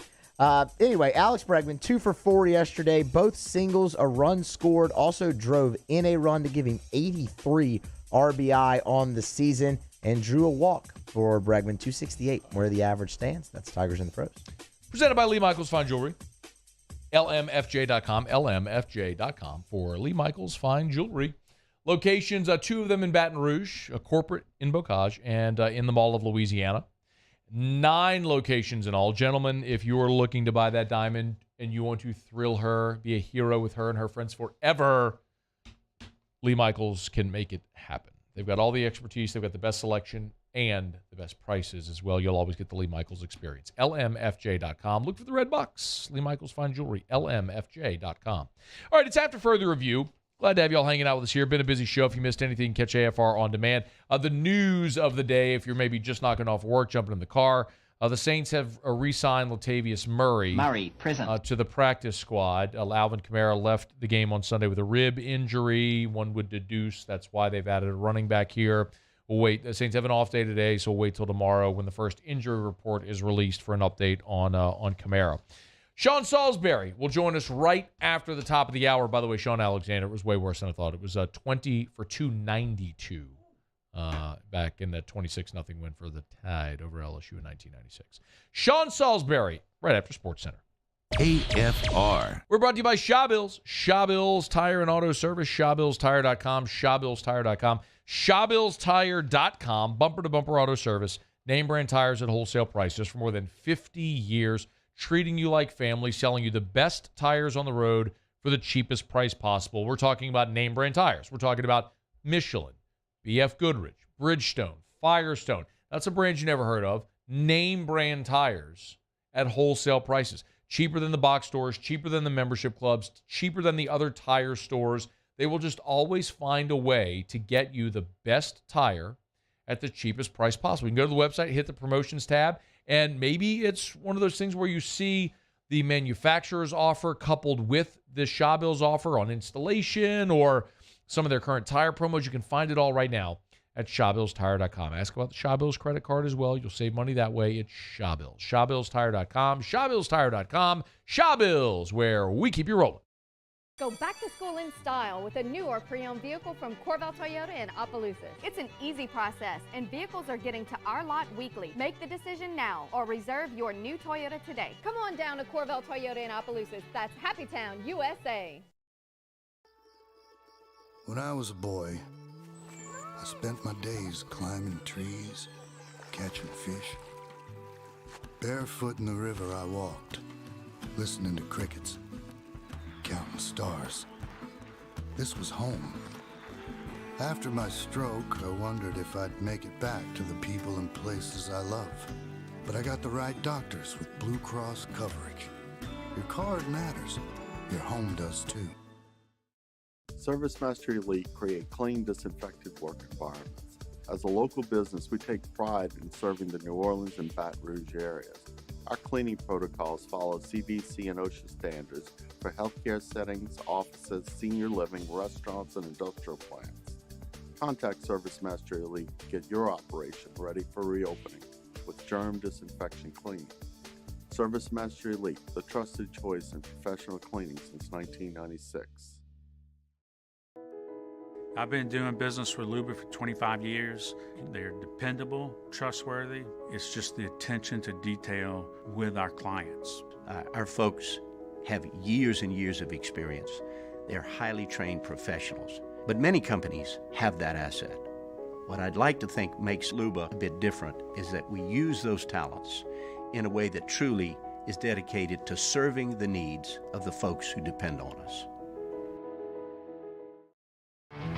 There it is, the extra mile, on the border of expected and extraordinary, for those willing to go further, like vans customized for work or play, with safety and tech to keep you connected, supported by a 5-star sales, service, and finance team, and backed by the 1-star you know. So go the extra mile. It's never crowded, because so few have what it takes to go there. Mercedes-Benz Vans.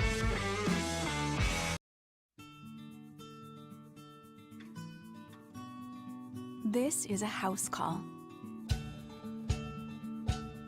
This is a follow-up appointment. This is a diabetes checkup. This isn't just more convenient care, it's more advanced care. This is innovating healthcare at Louisiana's #1 hospital, Ochsner.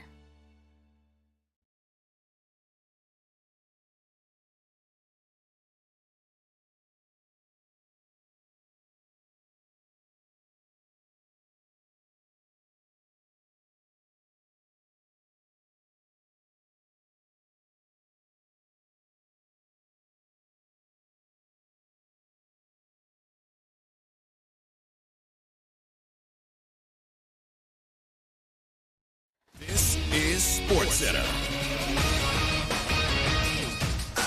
I'm Christine Lisi. Phoenix Suns Phoenix Mercury owner Robert Sarver suspended for 1 year and fined $10 million by the NBA after a league investigation found his conduct clearly violated workplace standards because of racially insensitive and demeaning language and behavior. Sarver, in a statement, apologized and said he took full responsibility for what he's done. Cowboys owner Jerry Jones said on 105.3 The Fan in Dallas they will not put quarterback Dak Prescott on injured reserve, said the initial 6 to 8 week timetable changed after Prescott's thumb surgery. Considering the litany of issues the Cowboys do have, it doesn't matter actually when Dak returns, believes our Bart Scott. You think in 4 weeks he's going to come to save the day? And if he comes back in 4 weeks, he's not going to save the day. They can put a wrap on it, do whatever they want. It's going to alter the way he throws the football. They need to try and figure out how to get somebody back there that can maybe help them out. Bart Scott of Bart and Hahn. Sources tell ESPN's Adam Schefter doctors determined that Steelers star rusher T.J. Watt does not need surgery on his torn pectoral. He's now expected to miss about 6 weeks. ESPN Radio is presented by Progressive Insurance. Looking for a career you'll love with flexibility, great pay, and benefits, and one of the country's top workplaces? Come join their growing team. Go to progressive.com/careers and apply online today. Matt Moscona. I'm very important. After further review. Say it one more time. After further review with Matt Moscona. And here we go. ESPN Baton Rouge, New Orleans, Alexandria. Live from the Mercedes-Benz of Baton Rouge studios. Let's ride.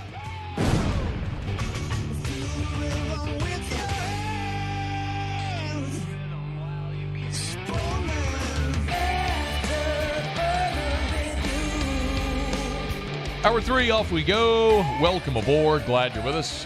AFR, presented by Insurance Network of Louisiana. I'm Matt.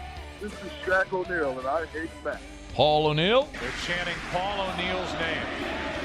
Musu.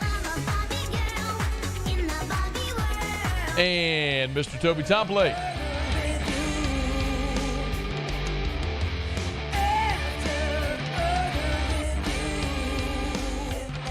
All right, we're here. Glad you are as well.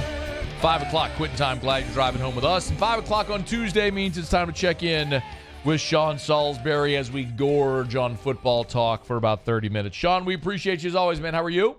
I'm doing great. Good to be on with you, man. Thank you. We appreciate it. Hey, I want to start with the home team. We'll start with the Saints. Man, they struggled for 3 quarters, and then they found it in the fourth quarter. Am I oversimplifying it? Is it as simple, Sean, as saying they just went tempo and it worked? What happened? Yeah, well, I think it's probably deeper. You look to the naked eye and sit at home, you say up-tempo changed. And Matt, regardless of what your approach to a game is as an offense, whether in college, if you're Tennessee or Ole Miss, you line up and try to run 100 plays, I get it. Sometimes when things are going bad in a football game, for an NFL or college team, good coordinators, good coaches say, just change the tempo. Let's go no huddle in the middle of the first quarter. Let's go no huddle in the middle of the third quarter. Those things happen. And what we used to call no huddle, we just call up tempo now. And there's a difference between hurry up and no huddle, where you're playing fast. And in the NFL, obviously we don't do that as much as we do in college. But I think the change-up pitch in the game helped. I think it changed it changed how the measurement of the game. It changed the way the Atlanta Falcons were going about their business. And a lot of times from an offensive position, Matt, what gets in, and this happens, I see it happen all the time. I know it happened in my career and watch guys, and it happened when I'm standing on the sidelines watching somebody better than me play the position, is whether you're going good or not, but sometimes what happens is you quit overthinking things when you're, whether it's a huddle and breaking the huddle slowly, not playing fast. And you're trying to process all this information and you overload your mind. It's the truth. I know it sounds, well, didn't we do that in the 7th grade? Well, we still do it in the NFL and we still do it in college. We do it every day in our lives. And so what happens is, and that's why a lot of times you see in a 2-minute drill, Matt, at the end of a half or the end of a game, you say, well, why don't they do that all the time? Well, because like anything else, people get used to it. They're playing it different. But what happens is you take the thinking out of it. We have a package that goes in and then you're playing fast and now it's just reaction. You're still reading and going through it, but it's not that much time in between plays where you're like stewing over something that happened. You get over the bad play and the good play equally as quick. So I do think that was part of it. I love their resilience. And people are going to say, well, they only beat Atlanta while it was on the road by a point and had to come from behind and have a great fourth quarter. But look around the league. We're always behind in the summertime because the offenses are, because of lack of, I don't even care if it's not, I'm not even talking about the games, just lack of preseason practice and play. So you get in and you finally find your rhythm. Defenses should be ahead. So I look at like Washington, gut check win. The way the Colts came back to at least tie Houston when they had a 23 lead. You know, the way the Bears came on late in the game. You guys in New Orleans, I mean, they're hard to come by, man. And everybody says finish in December. Screw that. That's great, but I want to get out in front of September too, so I can have the opportunity that if I lose a game or lay an egg in December, it doesn't cost me playoffs. So I actually learn more about a football team in wins like this than I do when you win 44-10 or a game like that. I really do, and I think most players do as well. I want to get a thought on Saints Bucs in just a second, but what was your impression watching Bucs Cowboys on Sunday night, in particular maybe with how much Tampa struggled to finish drives in the red zone? That, and I saw that a lot too. We saw it in a couple. Well, you saw Russ Wilson staying in Denver. Yeah. Trips down to the red zone, and you're still trying to polish up. And you're, in truth, too, you're trying to figure out and think about it now. Well, I know Brady and Byron Leftwich are there, Todd Bowles, the first-time head coach in Tampa, not counting the Jets, obviously, but there. You're just trying to find your way. And some people, well, if you're Pat Mahomes, it may look easy. So, and it's Brady. So I don't judge Tampa's woes in the red zone. Now, if God went out for a little while, the next guy's going to have to do what Brady's players always seem to do. So if this was a month into it, Matty, and we're having this conversation in week 6, in the middle of October, and it's still the same for some of these teams, you'll say, well, they've got a red zone problem. I'm not going to go there yet because they run it physical enough and Brady's efficient enough. But you're not going to beat, as the season goes on, really good football teams kicking field goals all day. You're just not. And Brady knows that, and so does Byron Leftwich and the rest of them. So I think the struggles, and there's some it's, philosophically you got to change things. You got to execute far better. And there's got to be it's like going from preseason to regular season to postseason. Middle of the field to the red zone backed up as well when you're backed up. There's got to be and I know you want to stay the same focus and intensity the whole time, but there is a different dialed-in focus. Like when we cross into the red zone, there's like this flashing neon sign that starts to do it all over the place. You're taught, listen, this is where if you're looking for something strange or different as a defense to give an offense, be prepared. If they're a zone team, they're going to blitz like crazy to slow the drive down. So it's just a matter of seeing the tape and adjusting. If it was another quarterback or somebody that wasn't the guy who wears number 12, they had the gut out a win too against a solid Cowboys roster. But if the Cowboys played decent offense, it would have been. We may not have seen Tampa come home with a win. They didn't play their best football, but typical Brady and the Dallas Cowboys got some issues right now. But I think that red zone will be shored up because I trust the quarterback and I trust the play caller. Sean Salisbury's on Twitter at Sean Unfiltered. I saw your tweet about Patrick Mahomes in Kansas City. Admittedly, they were my Super Bowl pick for the AFC. Yep. So through 1 week, it looked really, really good. How were they able to not miss a beat without Tyreek Hill? I was fascinated in the offseason when it was almost like Mahomes and Andy Reid sent a message say, guys, slow your roll out there. Do national and people are burying us. We're still pretty good. And look, if I would have told you that Tyreek Hill never played for them, you would have never thought that they lost somebody of that value in the offseason. And you know what, Matt? That's why they let him go. That's why they moved him. That's why. Not that he's not a great player. Don't misunderstand. I mean, that's not the point. The point is you don't let guys go that you don't believe, whether it's a free agent or trade them, that you don't believe. I mean, if you believe it's going to bury your team. Now in Green Bay, that might be different. They wanted those that maybe that changes losing a Devontae Adams. I don't know, but I can tell you this.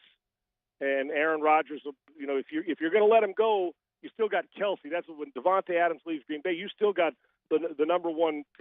You'll get as many targets as anybody in the league, and Kelsey. And Andy Reid's not a good, but a great play caller and designer. And when you have that with the quarterback, now listen, if you take Kelsey away and you say, Sean, could they do it without Kelsey and Hill? I'd look at you and say, if they can do that, then they ought to dress in a phone booth and be David Copperfield, the magicians. But I don't think any of us think they'd start that fast. I didn't come out of the like they're playing in December and Mahomes is playing for the MVP. But I think they wanted to send a loud message, and Mahomes was on schedule, off schedule. But they deploy players and formations and people so well. And there's expectations, Matt. There's expectations when you come here. If you're McCole Hardman, who's been there, you're a game breaker. We expect you to make some plays that Tyreek Hill had, and they design him to get him open. Now, when you lose a guy like that over the long run, we'll see over 17 games of playoffs if they can sustain that type of play. But I was not overly concerned that was going to be the reason that they had. If they didn't have a good season, that was going to be it. I really didn't bat much of an eye. I said, oh, this will be interesting. But if you're burying the Kansas City Chiefs over one player and it's not the quarterback, you're probably making a mistake. Hey, last thing in this segment, team that lost in week 1 among the contenders, right? I mean, I'm not talking about Jacksonville, right? But that has the most reason for legitimate concern. And either AFC or NFC, either, right, sure. Matt? It yeah. doesn't matter. Yeah. I don't think the Raiders in the AFC are going to play that poorly. Right? Carr can't take sacks taking sacks on 3rd and 4th down. Ball's got to come out, and you can't be throwing the ball to the other team. He's better than that, but the Chargers are real. I promise you that. To me, it's the Cowboys, and for the one reason, Matt, and the reason why I can't give you the 49ers yet, lose a running back, but the weather was so inclement. I can't judge the stats and the passing. You know what I'm saying? Sure. 3 weeks, we'll see what Trey Lance does because the youth, but they've got a great roster. To me, it's the Cowboys, a team that's in an East that's, even though 3 teams in the East won, it's not a great division because I promise you the Giants are resilient as hell, and I love what Dable did. They're not going to be that. Barkley's not going to do that all year long. They're not going to be that good. Washington will have ups and downs. They'll upset some people, and we know Philadelphia, but they gave up some points too. It's the Dallas Cowboys. You lost your quarterback. You don't have Teddy Bridgewater from Drew Brees to go to. You're scrambling around now. Is it Cooper Rush you're going to change? And they didn't look any good with Dak Prescott in the game. And this is a team that believes they're a Super Bowl team, and a lot of people believe they're a deep playoff team as too. I think they got alarm for concern because it's not only the quarterback, the play caller wasn't very good, and it feels to me like the head coach, and I've got respect for Mike. I do a lot of it. I've known him a long time. I feel like they there on that roster are not sure if that's their leader. That's just my perception and people I talk to, and some may believe it. I don't know if Jerry believes it. I don't know how much Mike believes it. I think that team's in trouble if Prescott's out longer than 4 weeks or 6 weeks, if they stand pat and don't go to try to trade for somebody like Jimmy. He's Sean Salisbury. He's on Twitter at Sean Unfiltered. Sports Talk 790 in Houston, of course. Good enough to hang out with us here every single Tuesday to talk some ball. Knock out a quick break. We'll continue with Sean. We'll switch, talk some college, get us thoughts on LSU, Mississippi State this coming up weekend. And, man, what's going on in College Station? More with Sean Salisbury as we continue on AFR. AFR. And I love telling you about Clegg's Nursery, 4 locations in the greater Baton Rouge area, and they are stocked right now with all of their fall decor. If you want to decorate the porch, the outside areas, or even inside your home with all your fall decor, they've got it. If you want pumpkins and hay bales and scarecrows and squash and gourds, whenever you walk into Clegg's this time of year, it's like it's almost like when you walk in the coffee shops and they've got all the pumpkin-flavored everything. That's what it feels like. You know the seasons are changing. So walk into Clegg's and go do your shopping. Of course, if you want to plant your trees or your fall bedding plants, your fall vegetable gardens, now is the time. And Clegg's has everything you need. Seagoneer Airline, LA 16 in Denham, Mid-City on Donmore, and the Garden Center on Greenwell Springs. And remember, everything you'd find at a True Value hardware store, you'll also find at Clegg's Nursery. Any of the 4 locations in the greater Baton Rouge area. Buy local. Shop local for more than 60 years. Tell them Matt sent you in to Clegg's Nursery. Bayou Chrysler Dodge Jeep Ram has $12,000 off MSRP on all new 2022 Ram Black Widow trucks in stock. All new Bayou vehicles come with a 1 million mile powertrain warranty and free delivery. If you need sales or service, the crew at Bayou is going to do right by you.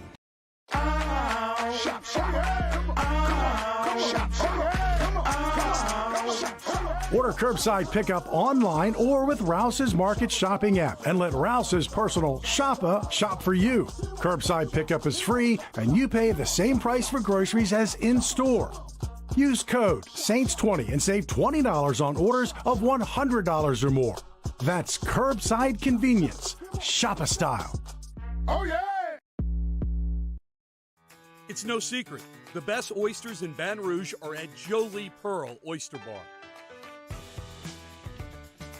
Enjoy mouth-watering South Louisiana flavor and oysters from all over the country.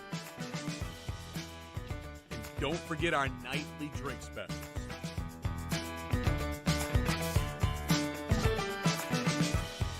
Jolie Pearl Oyster Bar, located in downtown Baton Rouge. I've been doing business with Luba for 25 years. They're dependable, trustworthy. It's just the attention to detail with our clients. Our folks have years and years of experience. They're highly trained professionals. But many companies have that asset. What I'd like to think makes Luba a bit different is that we use those talents in a way that truly is dedicated to serving the needs of the folks who depend on us. There it is, the extra mile, on the border of expected and extraordinary for those willing to go further, like vans customized for work or play, with safety and tech to keep you connected, supported by a 5-star sales, service, and finance team, and backed by the 1-star you know. So go the extra mile. It's never crowded, because so few have what it takes to go there. Mercedes-Benz Vans. Eli's always been into grilling. It took us a while to see it, but the signs were there. What are you doing, Eli? I knew grilling was my thing. I have been talking about it throughout my career. Happy with the results? I am. Got the new grill from barbecueguys.com. It performed great. My advice, as I always told my boys, do more of what you're born to do.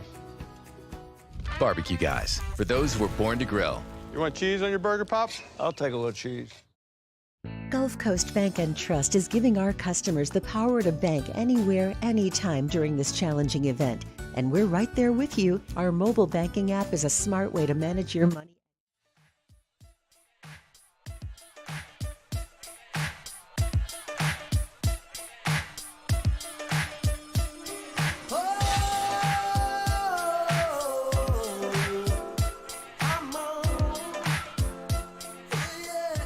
After further review with Matt Moscona, presented by Insurance Network of Louisiana. Call for a free quote to see how much you can save. 293-0450. After further review with Matt Moscona, ESPN Baton Rouge, New Orleans, Alexandria. All right, we continue with Sean Salisbury. Follow him on Twitter at Sean Unfiltered. Good enough to hang out with us here every single Tuesday in hour number 3. Sean, let's flip and talk a little college football. I'm going to assume we can just put to bed the LSU Southern game and kind of turn the page to LSU Mississippi State. I remember talking to you last year with the LSU Mississippi State matchup and the challenges in preparing for Mike Leach's offense. Little sample size with Brian Kelly and Matt House, new defensive coordinator, obviously. How does that factor? How does that play this week against this Mississippi State team coming in? I think it factors both ways, to be honest with you. And we're going to find out just how much. This will be listen, as much as Arizona is and they're Pac-12, they're not as that's not a huge test.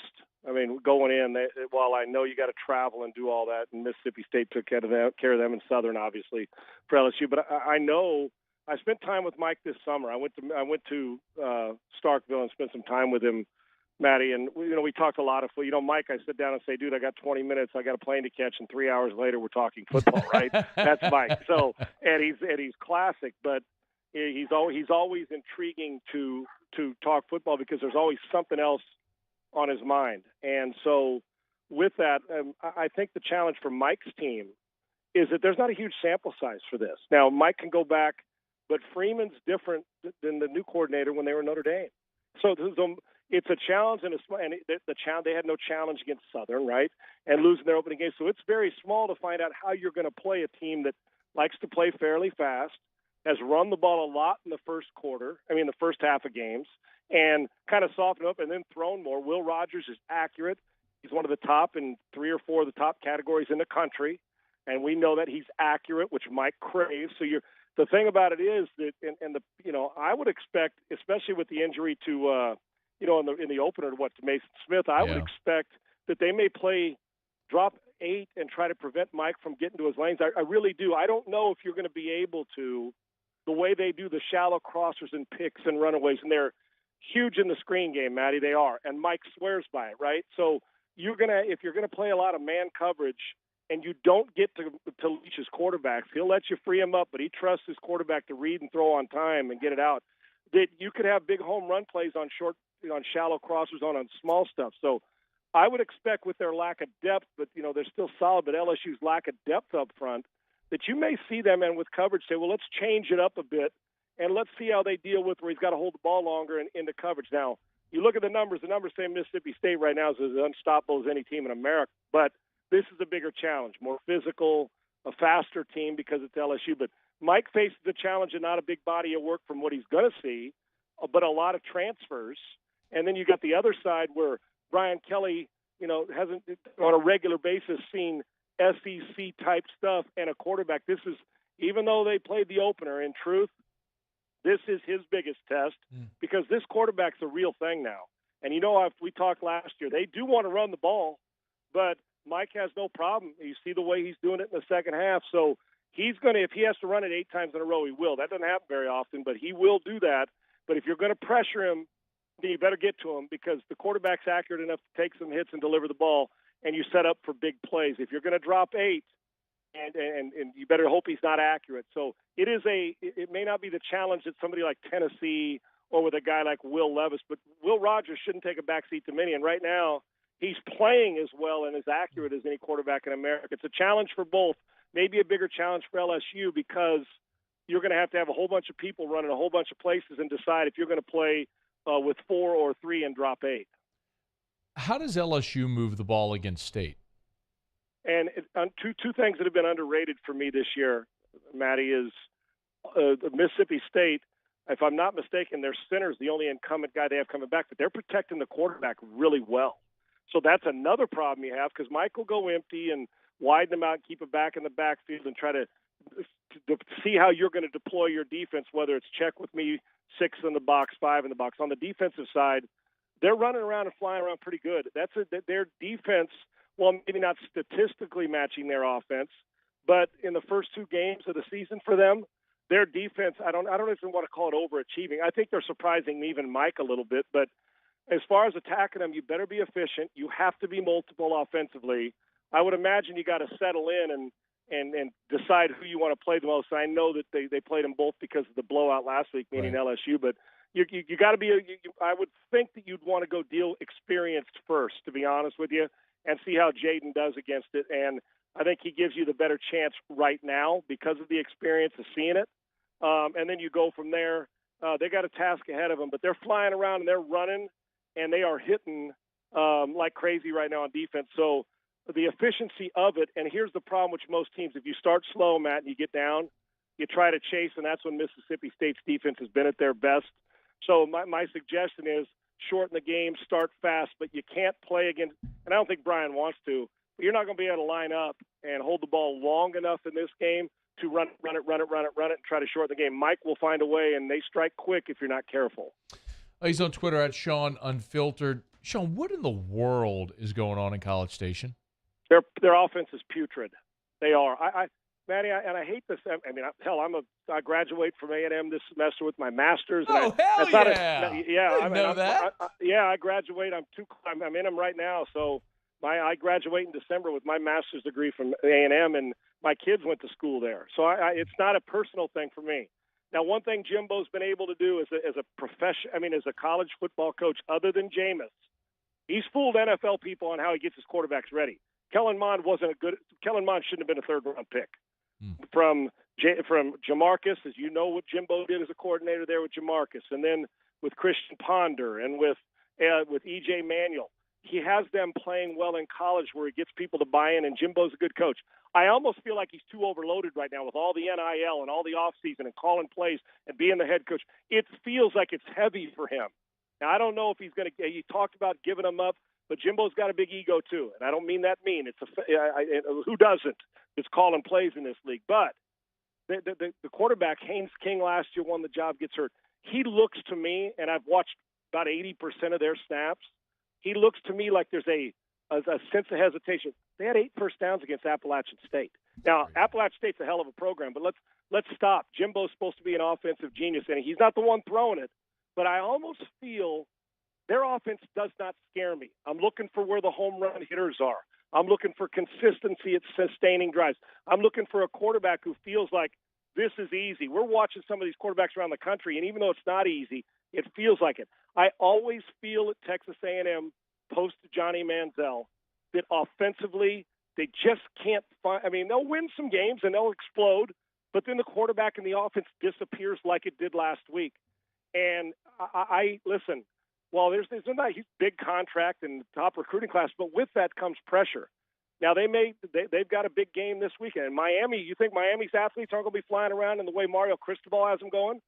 So you better be prepared to get moving. You're not going to be able to win games. You played like you did against Appalachian State. Miami will boat race you too. So I don't know the full – it's still early for me to do it, but they look like a very average offensive football team. And where are all these explosive playmakers? You keep an eye on this. If that offense struggles early and the quarterback's part the reason, and Haynes King is a good player, but if it starts early, I'm just telling you, Jimbo's not afraid to make a decision, but they have got to be more – they to me, I don't feel like they're tough to scheme against right now, and there is no rhythm to their offense. Right now, if you tell me this, well, they could go on a roll. That offense right now isn't good enough to go on a 5 or 6 game roll. We're about to find out what kind of fire Jimbo's lit under him this week. This is a danger game at Kyle Field because today, if you said, Sean, who's a better football team, Miami's a better team with the better quarterback right now. It feels like Max Johnson's got to get a shot. It's coming. I'm just telling you, it's coming. It is coming if this keeps up. You have no choice, right, Matt? You can't get down. You can't be down. You know, they weren't impressive against Sam Houston. They hung in the game. You can't get down and be 1-2, and then the more brutal part of your schedule comes. They're not beating good teams with that offense right now. Hell, they're not beating good teams with an average defense and a good offense. It's early. Nobody's burying them, but I'm going to tell you, they better pick it up, and the quarterback better play better because it'll be a long season. They'll be staring at about 7 or 8 wins if that offense doesn't pick it up. And, man, as an SC guy, I just had to crush you to watch Notre Dame lose to Marshall, right? Yeah, I hated it, man. Hey, I love the Fighting Irish, how they play us, but yeah, what a bummer that those guys have already been eliminated from national title hopes, losing their first 2. And it doesn't hurt my feelings that Lincoln Riley, that offense, man, are they running? Are SC flying around? They've got a few weapons, don't they? LSU fans know what it's like to have those receivers all over the place that keep crushing people, and with that quarterback. Sneaky. If they run the table, they're going to be in it. The only thing in my mind that stops them is a blunder against UCLA or getting out physical by Utah. Because the way they're playing right now, Matty, they're going to hang. They're going to hang between 35 and 40 a week until you physically stop them. But they're so good on the perimeter, they're going to be tough to beat. But yeah, Notre Dame, they got a long way to go, man. And Marcus Freeman hopefully will fix it. But they're not very good. And now losing their quarterback. That's not the only 2 losses Notre Dame's going to have this year. And what a turnaround, you're right, for just immediate for SC and the immediate return that you've seen. Last thing before you jump out of here, I got to get a thought on what happened with Bama, Texas. I mean, Bama's just so stoic. Obviously, they made the plays to win it late. But Texas is probably the bigger story. I mean, what do we make of that fight? I'm not a big crown somebody that, if this would have happened, then that would happen. Like we go back when Colt McCoy was there. Matty, I still look back at that game, and I don't believe the way that Alabama was running the ball. I'm still not sure at that national title, when Garrett Gilbert took over. I'm still not sure they were going to win that game because they couldn't get stops on defense against the run game against Alabama this week. And I was able to work with Quinn Ewers at a camp a handful of years ago. I stay in touch with him and his dad still and watch everything. The ball comes out different, Matty. I do believe, and I don't like to be hyperbolic with it is. I'm not a hot take guy. But even when Hudson Card went in, he wasn't mobile enough with the injury to move it. I mean, they're a snap away from going to their third guy, just hoping he can get a center snap, right? Yeah. Well, here you are playing that, and they still hung in there. Their defense was flying around. 19 penalties. And the tribute is that Bryce Young's a freak show on offense when the pressure's on, and that they were able to overcome 19 penalties or so, 20 penalties on the road and win. But I do believe in this game, Matty, I do. If Quinn Ewers plays 4 quarters and was going like he was going, I don't think Bryce Young has a chance to win it in the end. I do. Now, where it goes from here, I don't know. I saw their defense for a lot turn it around a little bit. That's the best I've seen Texas's defense fly around as a unit in a night. And that quarterback, that flick of the wrist, he makes you cover the whole field. Colt McCoy, I haven't seen it. Bryce Young was a hell of a player. He couldn't throw it like this cat can. Yeah. So getting back on, I think we might have seen a different result, but that's, people are going to say, yeah, but we didn't. I get it. They were, in essence, playing with a half a quarterback because Hudson Card could have put his foot in the ground. I think we might have seen a different result this one if Quinn Ewers plays 4 quarters. I don't like moral victories, but it's got to feel good that they hung in there really playing with a half an offense because they couldn't throw it the way they wanted to.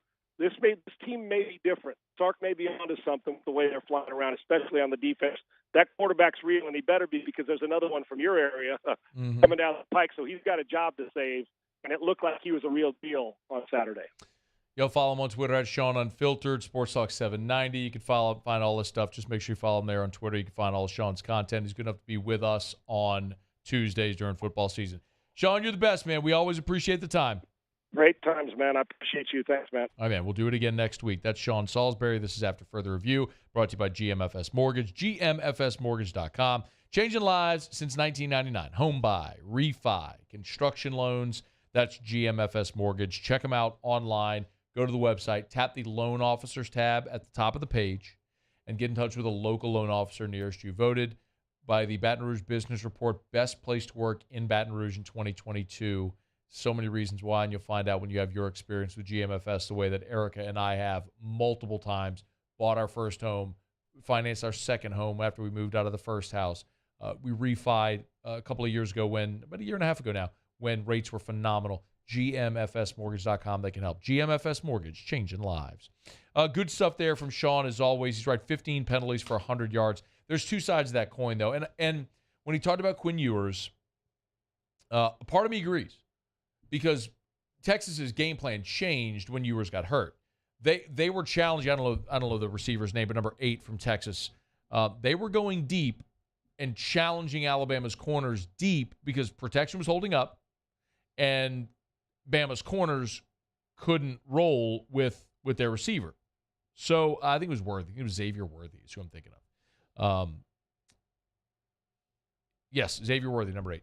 So they were testing Bama deep. Ewers got hurt. That obviously changed. The flip side of it is you can look and say, you're at home. The opponent commits 15 penalties for 100 yards, and you only put 19 points on the board. I mean, that's the other side of the conversation, is that Bama didn't have its best day, and you still couldn't score enough against them. So it's just Bama. It's a bad day for Bama. I mean, every team, say this all the time, every team at some point in the year is going to play their best game and their worst game. Saturday was probably Bama's worst game of the year, and they still went on the road and won in a madhouse. So that's what they do, man. All right, it's After Further Review. I got a quick break. Glad to have you aboard with us here. Speaking of college football, we got an update on the SP Plus rankings. This is interesting. I think you're going to find it really interesting what they say about not only LSU, but a lot of the other teams in the SEC. And we will debut this week's Mike Leach quote of the day. It's AFR. Stick around. AFR. You know about our friends at River City's 1 Hour Air, 752-0001, where they're always on time or you don't pay a dime. They're just the best.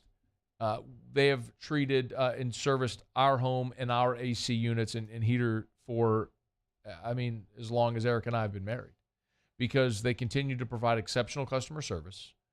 They do great work. They communicate. The pricing is fair. It's all the things you want.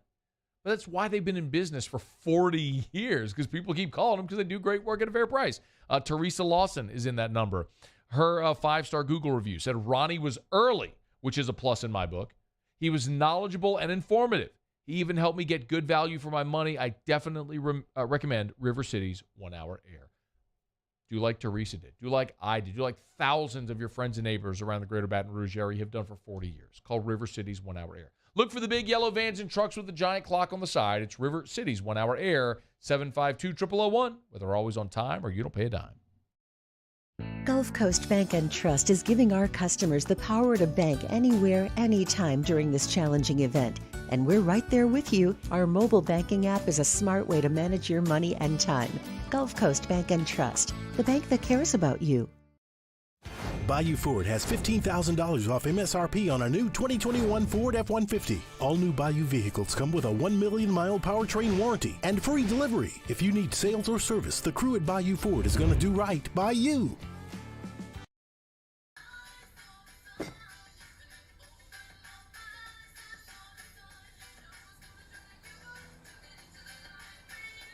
Miller Lite has more taste and only one more calorie than Michelob Ultra.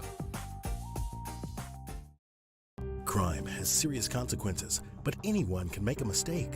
If you find yourself in trouble with the law, know that you have rights, and it's okay to demand them. The law offices of O.C. Brown are here to protect you and your rights.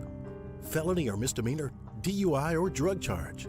No matter what crime you're accused of, you still have rights. Let the law offices of O.C. Brown uphold them. Call 225-343-1111. Your law firm for a lifetime. I'm Jay Ducote. I grew up learning how to cook at LSU tailgate parties and right in my own backyard.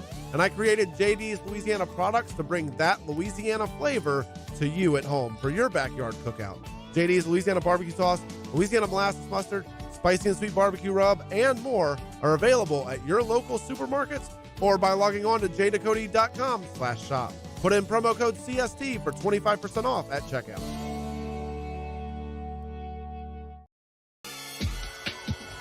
This summer, meet Acura's heroes of performance.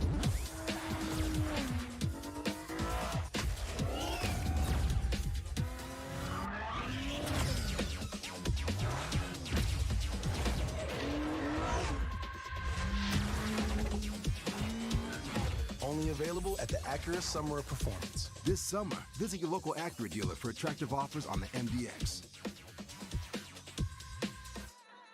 Gulf Coast Office Products is a nationally recognized Savin office equipment dealer based right here in Louisiana. Over 100 employees strong, Gulf Coast has the boots on the ground to support all vertical markets, from education, engineering, legal, and finance. With the latest in office technology, from desktop to production segment units, Gulf Coast and Savin have the perfect fit for you. Call 225-756-2644. That's 756-2644 for Gulf Coast Office Products.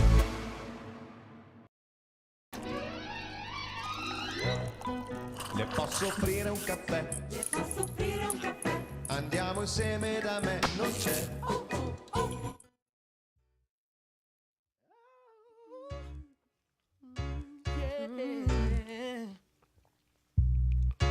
Don't wanna be a player. I don't wanna be playing no more. I'm not a player, I just crush a lot.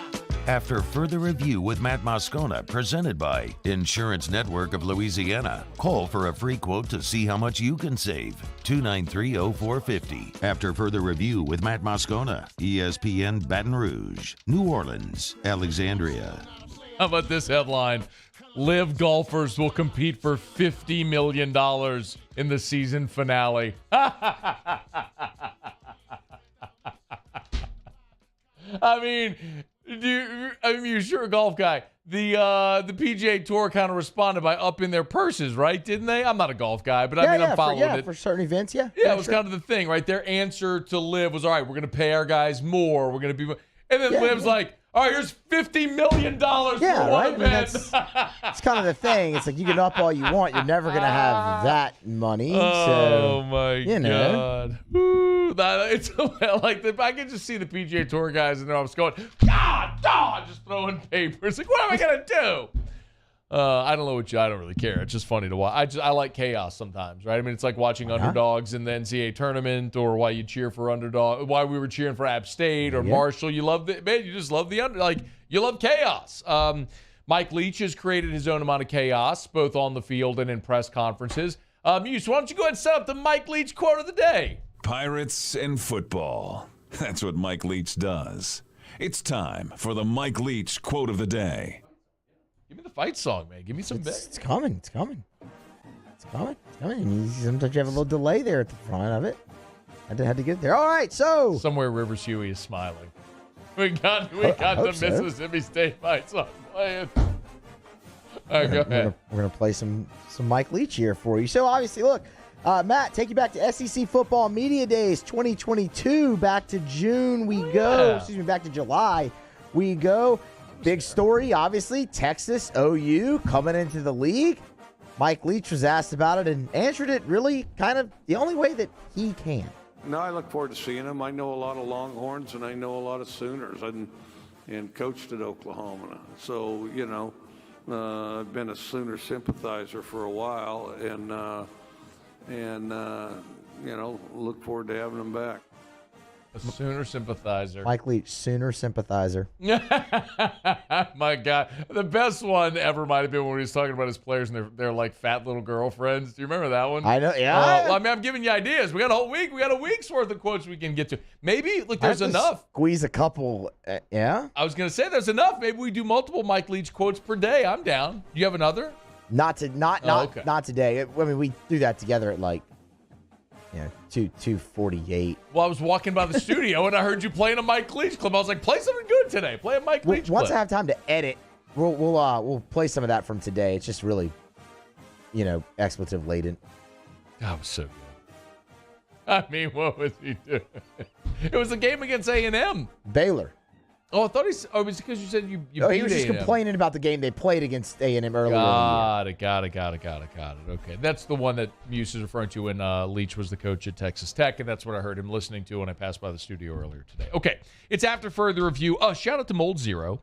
Mold Zero USA. Mold-Zero-USA.com. M-O-L-D. Mold-Zero-USA.com. This is a non-toxic, patented dry fog technology. If you want to eliminate mold in your home, your office, your place of business, mold, odors, other pathogens, again, it's minimally disruptive. It is totally safe for you, for your family, for your pets. It's totally safe. It's non-toxic. So you're not having to move everything out of your home. No. Call Mold Zero or go to the website. I mean, it really just takes 2 hours to dry, and then you're good to go. Baton Rouge or New Orleans, servicing the greater Baton Rouge and New Orleans areas, go to the website, mold-0usa.com. You'll see the phone number at the top for either Baton Rouge or New Orleans office, mold-0usa.com. You're talking about little or no demolition at all. Again, minimally invasive. Learn more how you can remove mold and odor from your home with Mold Zero. Mold-0usa.com. Mold-0usa.com. Okay. Bill Connolly's SP Plus ranking, he updates it every week. As a reminder, this is not it's not about accrediting people for scheduling or big wins or anything like that. It is a predictive, it's a measure of sustainable and predictable aspects of football as it is described. So it's not something that is that you're going to see, well, you beat a ranked team, so you rise. It is an objective metric. It is data that is thrown into this thing that spits out the metric that Bill is kept up with over the years and sort of adapted as it's needed to adapt over the years. So the really interesting thing is kind of how teams move week to week. When you look at things like, of note, Alabama, despite their win, fell by 4.5 points. Texas rose by 1.4 points on their ranking, even with the loss, because of sort of how they played. Another one was Coastal Carolina. They beat Gardner-Webb 31-27. And you saw the Chanticleers, who recovered 4 fumbles, which kind of saved them that day. And so they actually fell by 5.8 points. So again, it's not just the result, it's how you play that's all factored in. So Georgia has leapfrogged Alabama, Georgia, Bama, Ohio State 3, Michigan 4, Oklahoma, and then it starts to get kind of curious. Ole Miss is 6th in this ranking, followed by Clemson, and then here comes the run that's a little surprising. Tennessee at 8. A&M, despite the loss, is at 9, which should discredit this whole thing. And Kentucky at 10. LSU's opponent this week, Mississippi State, there at 15. Arkansas, 17. Notre Dame, which just lost, is at 18. But interestingly enough, LSU is at 25. Not in the top 25 rankings, but in this SP Plus metric. So if you want to discredit it, fine, but this metric likes LSU more than pollsters clearly do. So it's hard to ignore Bama, Ole Miss, Tennessee, A&M, Mississippi State, Arkansas. 6 opponents remaining on your schedule, all ranked higher than you in this metric right now. But Auburn's 30th, Florida's 31st. Oddly enough, Florida State's 35th. This metric does not like Florida State at all, despite the fact that they beat LSU the way they did. But there are games out there on this schedule that are winnable for LSU, and it might just be one this weekend with the Bulldogs coming into Tiger Stadium. All right, y'all, it's after further review. Speaking of winnable games, man, the Otter, he hit last night again. What a weekend in the NFL for the Otter. Look, Otter told us yesterday, Saturday was a bloodbath. The sport books were dancing on everybody's proverbial grave on Saturday. Nobody had a winning day on Saturday. And I told you, it was a all-time awful day for your boy. I bet 14 games on Saturday. I was 1-13. It was miserable. But boy, do we have a bounce back on Sunday, betting a lot of those home dogs and polished off a really good NFL weekend with Seattle yesterday, taking them plus the 6 at home against Denver, and actually scored the outright win. So we'll see what the Otters got for us tonight. If there is any baseball or anything we're looking at, we'll get to Otter Locks when we come back. We're brought to you by HUDCO Roofing, HUDCORoofing.com. Do business with someone you know. HUDCO Roofing, HUDCORoofing.com. I was reminded of this today. We're having our weekly call with our whole staff at HUDCO. And 2 things in particular. One, you have 2 years from the date of a storm to file a claim. So we just passed 1 year from Ida. If the storm came through, hit your area, and maybe because of how hard it was to get people on the phone or how hard it was to get an insurance adjuster out or materials for roofing, for whatever reason you put it off, a roof replacement or an inspection, this is a great time. HUDCORoofing.com. Go to the website. Look, you'll see right there on the homepage where it says get your free inspection. I mean, it's just a form you fill out on the homepage. It'll take you 30 seconds, and boom, you're in our system. We'll have a scheduler in touch with you to be at your house to do that free, no-obligation roofing inspection. HUDCORoofing.com. Not only that, but earlier this month, we got a full-on hail strike report from September the 7th in the greater Baton Rouge area, in particular, Shenandoah, O'Neill, that whole area got hit by hail earlier this month. We would love to come give you a free, no-obligation roofing inspection to see if you have hail damage. If you do, we'll help you file the claim. We'll work with your adjuster. We'll get you approved. We'll get you a new roof. HUDCO Roofing. Do business with someone you know. HUDCO Roofing and HUDCORoofing.com. All right, Otter Locks to wrap up the show next. AFR. I am Juliet, daughter of Marguerite, granddaughter of Gabriel Piera. I come from a line of strong women. Women who knew struggle and success too. Still, I was scared by my breast cancer diagnosis. But I had Blue Cross coverage, which meant I got care from top doctors. I'm strong like my mother, and her mother before her. The right card, the right care. Bayou Chrysler Dodge Jeep Ram has $12,000 off MSRP on all new 2022 Ram Black Widow trucks in stock. All new Bayou vehicles come with a 1 million mile powertrain warranty and free delivery. If you need sales or service, the crew at Bayou is going to do right by you.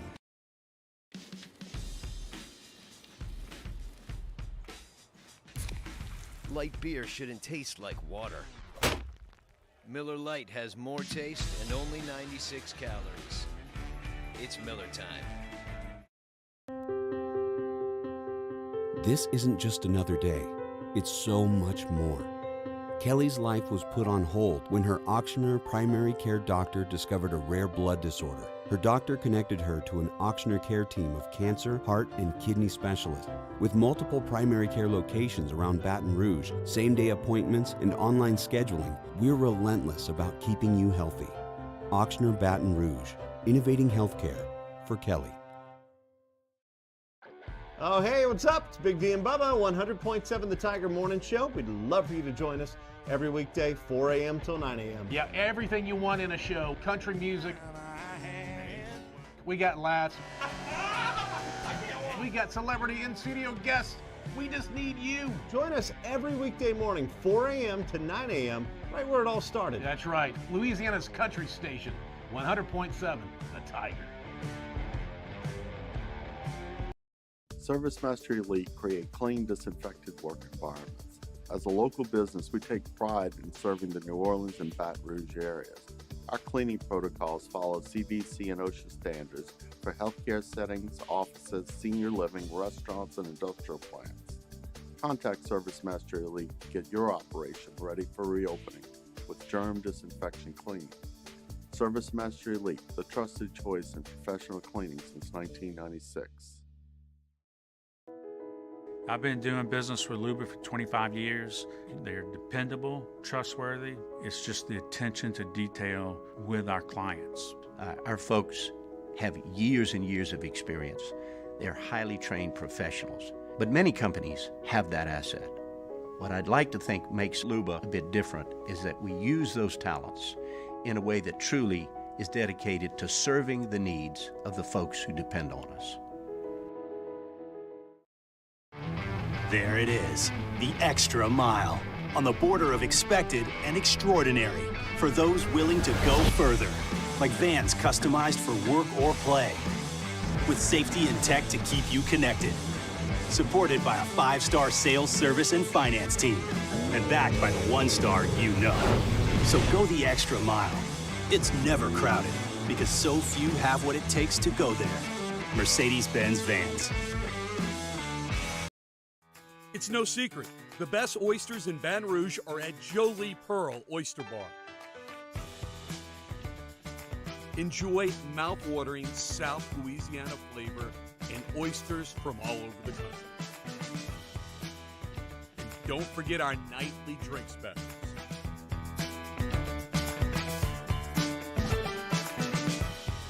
Jolie Pearl.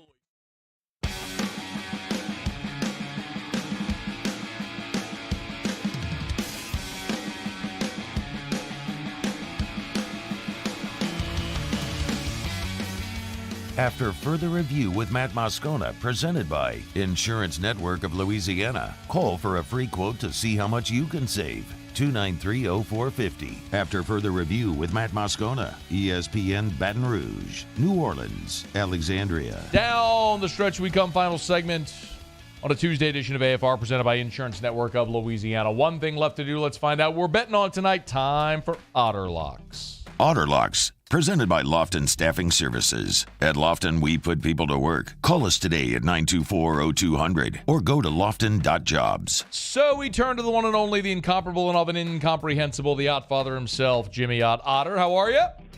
Doing good, Matt. How about you? Over here, Mike Anderson, just chucking away. Oyster night, half off of oysters in the half shell. Another home dog. Cash in another ticket, Otter. Love it last night. Hit it on the Seahawks with the 6, but the outright money line play would have done just well enough. So, yes, and for all of those who in my survivor pool, thanks for shopping. It was lovely. I'm sure that one, I would imagine the Colts. I'm sure there were a lot that did a lot of people in this weekend. Okay. Oh, yeah, it was a bloodbath. What are we looking at tonight, man? Okay, so I'm looking at Minnesota at home. I know they got swept by the Guardians, Indians, over the weekend, but they kind of when they're down, they kind of make a run back. They're minus 190 at home. So I'm looking to say, okay, I'm gonna, because I like to fade boo bitch for the Kansas City Royals. Boo bitch. They're minus 190. The Mets are minus 410, but if I put them in a parlay, they're minus 112. So I'm reducing Minnesota from minus 190 to minus 112, just if the Mets win. So that's going to do it. Trust me, I don't make a living laying $4, but I just kind of did that back and forth, and I'm pretty sure that's what you have on your site as 112. well. Yep. DraftKings says minus 112. I'm with you. All right, so it's Minnesota and the Mets on a money line parlay minus 112. Got it? Okay. And then 1 minute. They got me last night. Atlanta minus the run line. Atlanta minus 1.5 to bounce back after losing last night at San Francisco. Minus 1.5 is even money. Yep. And why not? Let's go with the Dodgers on the run line. Minus 1.5, minus 120. Slim pickings tonight, but we got it. All right, the Otters got the Dodgers on the run line, the Braves on the run line, and a money line parlay with Minnesota and the Mets. Otters over at Mike Anderson's. Y'all go see him. Game Time with Jimmy Out follows us. Thank you, Otter. All right, thank you, Matt. All right, man, have a great show. We appreciate it as always. Muse, what'd you learn? There's a show on FS1 called Speak. Ollie, what did you learn? On Salisbury, getting his master's degree. What'd you learn, Matt? From Texas A&M. David Hellman on the FS1 show called Speak. See you tomorrow. AFR. Brought to you by South Point Volkswagen. SouthPointVW.com. New and certified pre-owned in Baton Rouge and online at SouthPointVW.com. SouthPointVW.com. 9 different IIHS top safety picks. That's the highest safety designation. And I say it to you all the time, but man, it matters so much. The number of stories I've been told over the years from AFR listeners who bought a Volkswagen, who at some point, unfortunately, were in a wreck and walked away amazed because of the safety technology that you have with a Volkswagen. It just matters so much. It gives you the peace of mind when you're driving, when your family is in the car. If you're buying that first vehicle for your child that's driving, have that peace of mind knowing they're driving something fun and stylish that they'll love, but that's affordable and safe. South Point Volkswagen, Louisiana's largest volume Volkswagen dealer. Airline just north of Highland. Or online at southpointvw.com. If it's on the lot, it's online at southpointvw.com. South Point Volkswagen. What's your direction? I've been doing business with Luba for 25 years. They're dependable, trustworthy. It's just the attention to detail with our clients. Our folks have years and years of experience. They're highly trained professionals, but many companies have that asset. What I'd like to think makes Luba a bit different is that we use those talents in a way that truly is dedicated to serving the needs of the folks who depend on us. ITI's got all these programs. Once I started and learned everything about the school, it was worth it. The challenges that ITI presented me with, it allowed me to build myself up. All because of ITI, I actually was able to get a job within 3 months before graduation in my field. Get the hands-on training you need for the job you've always wanted. With so many companies hiring right now, it's the perfect time to come to ITI Technical College. Enroll today for a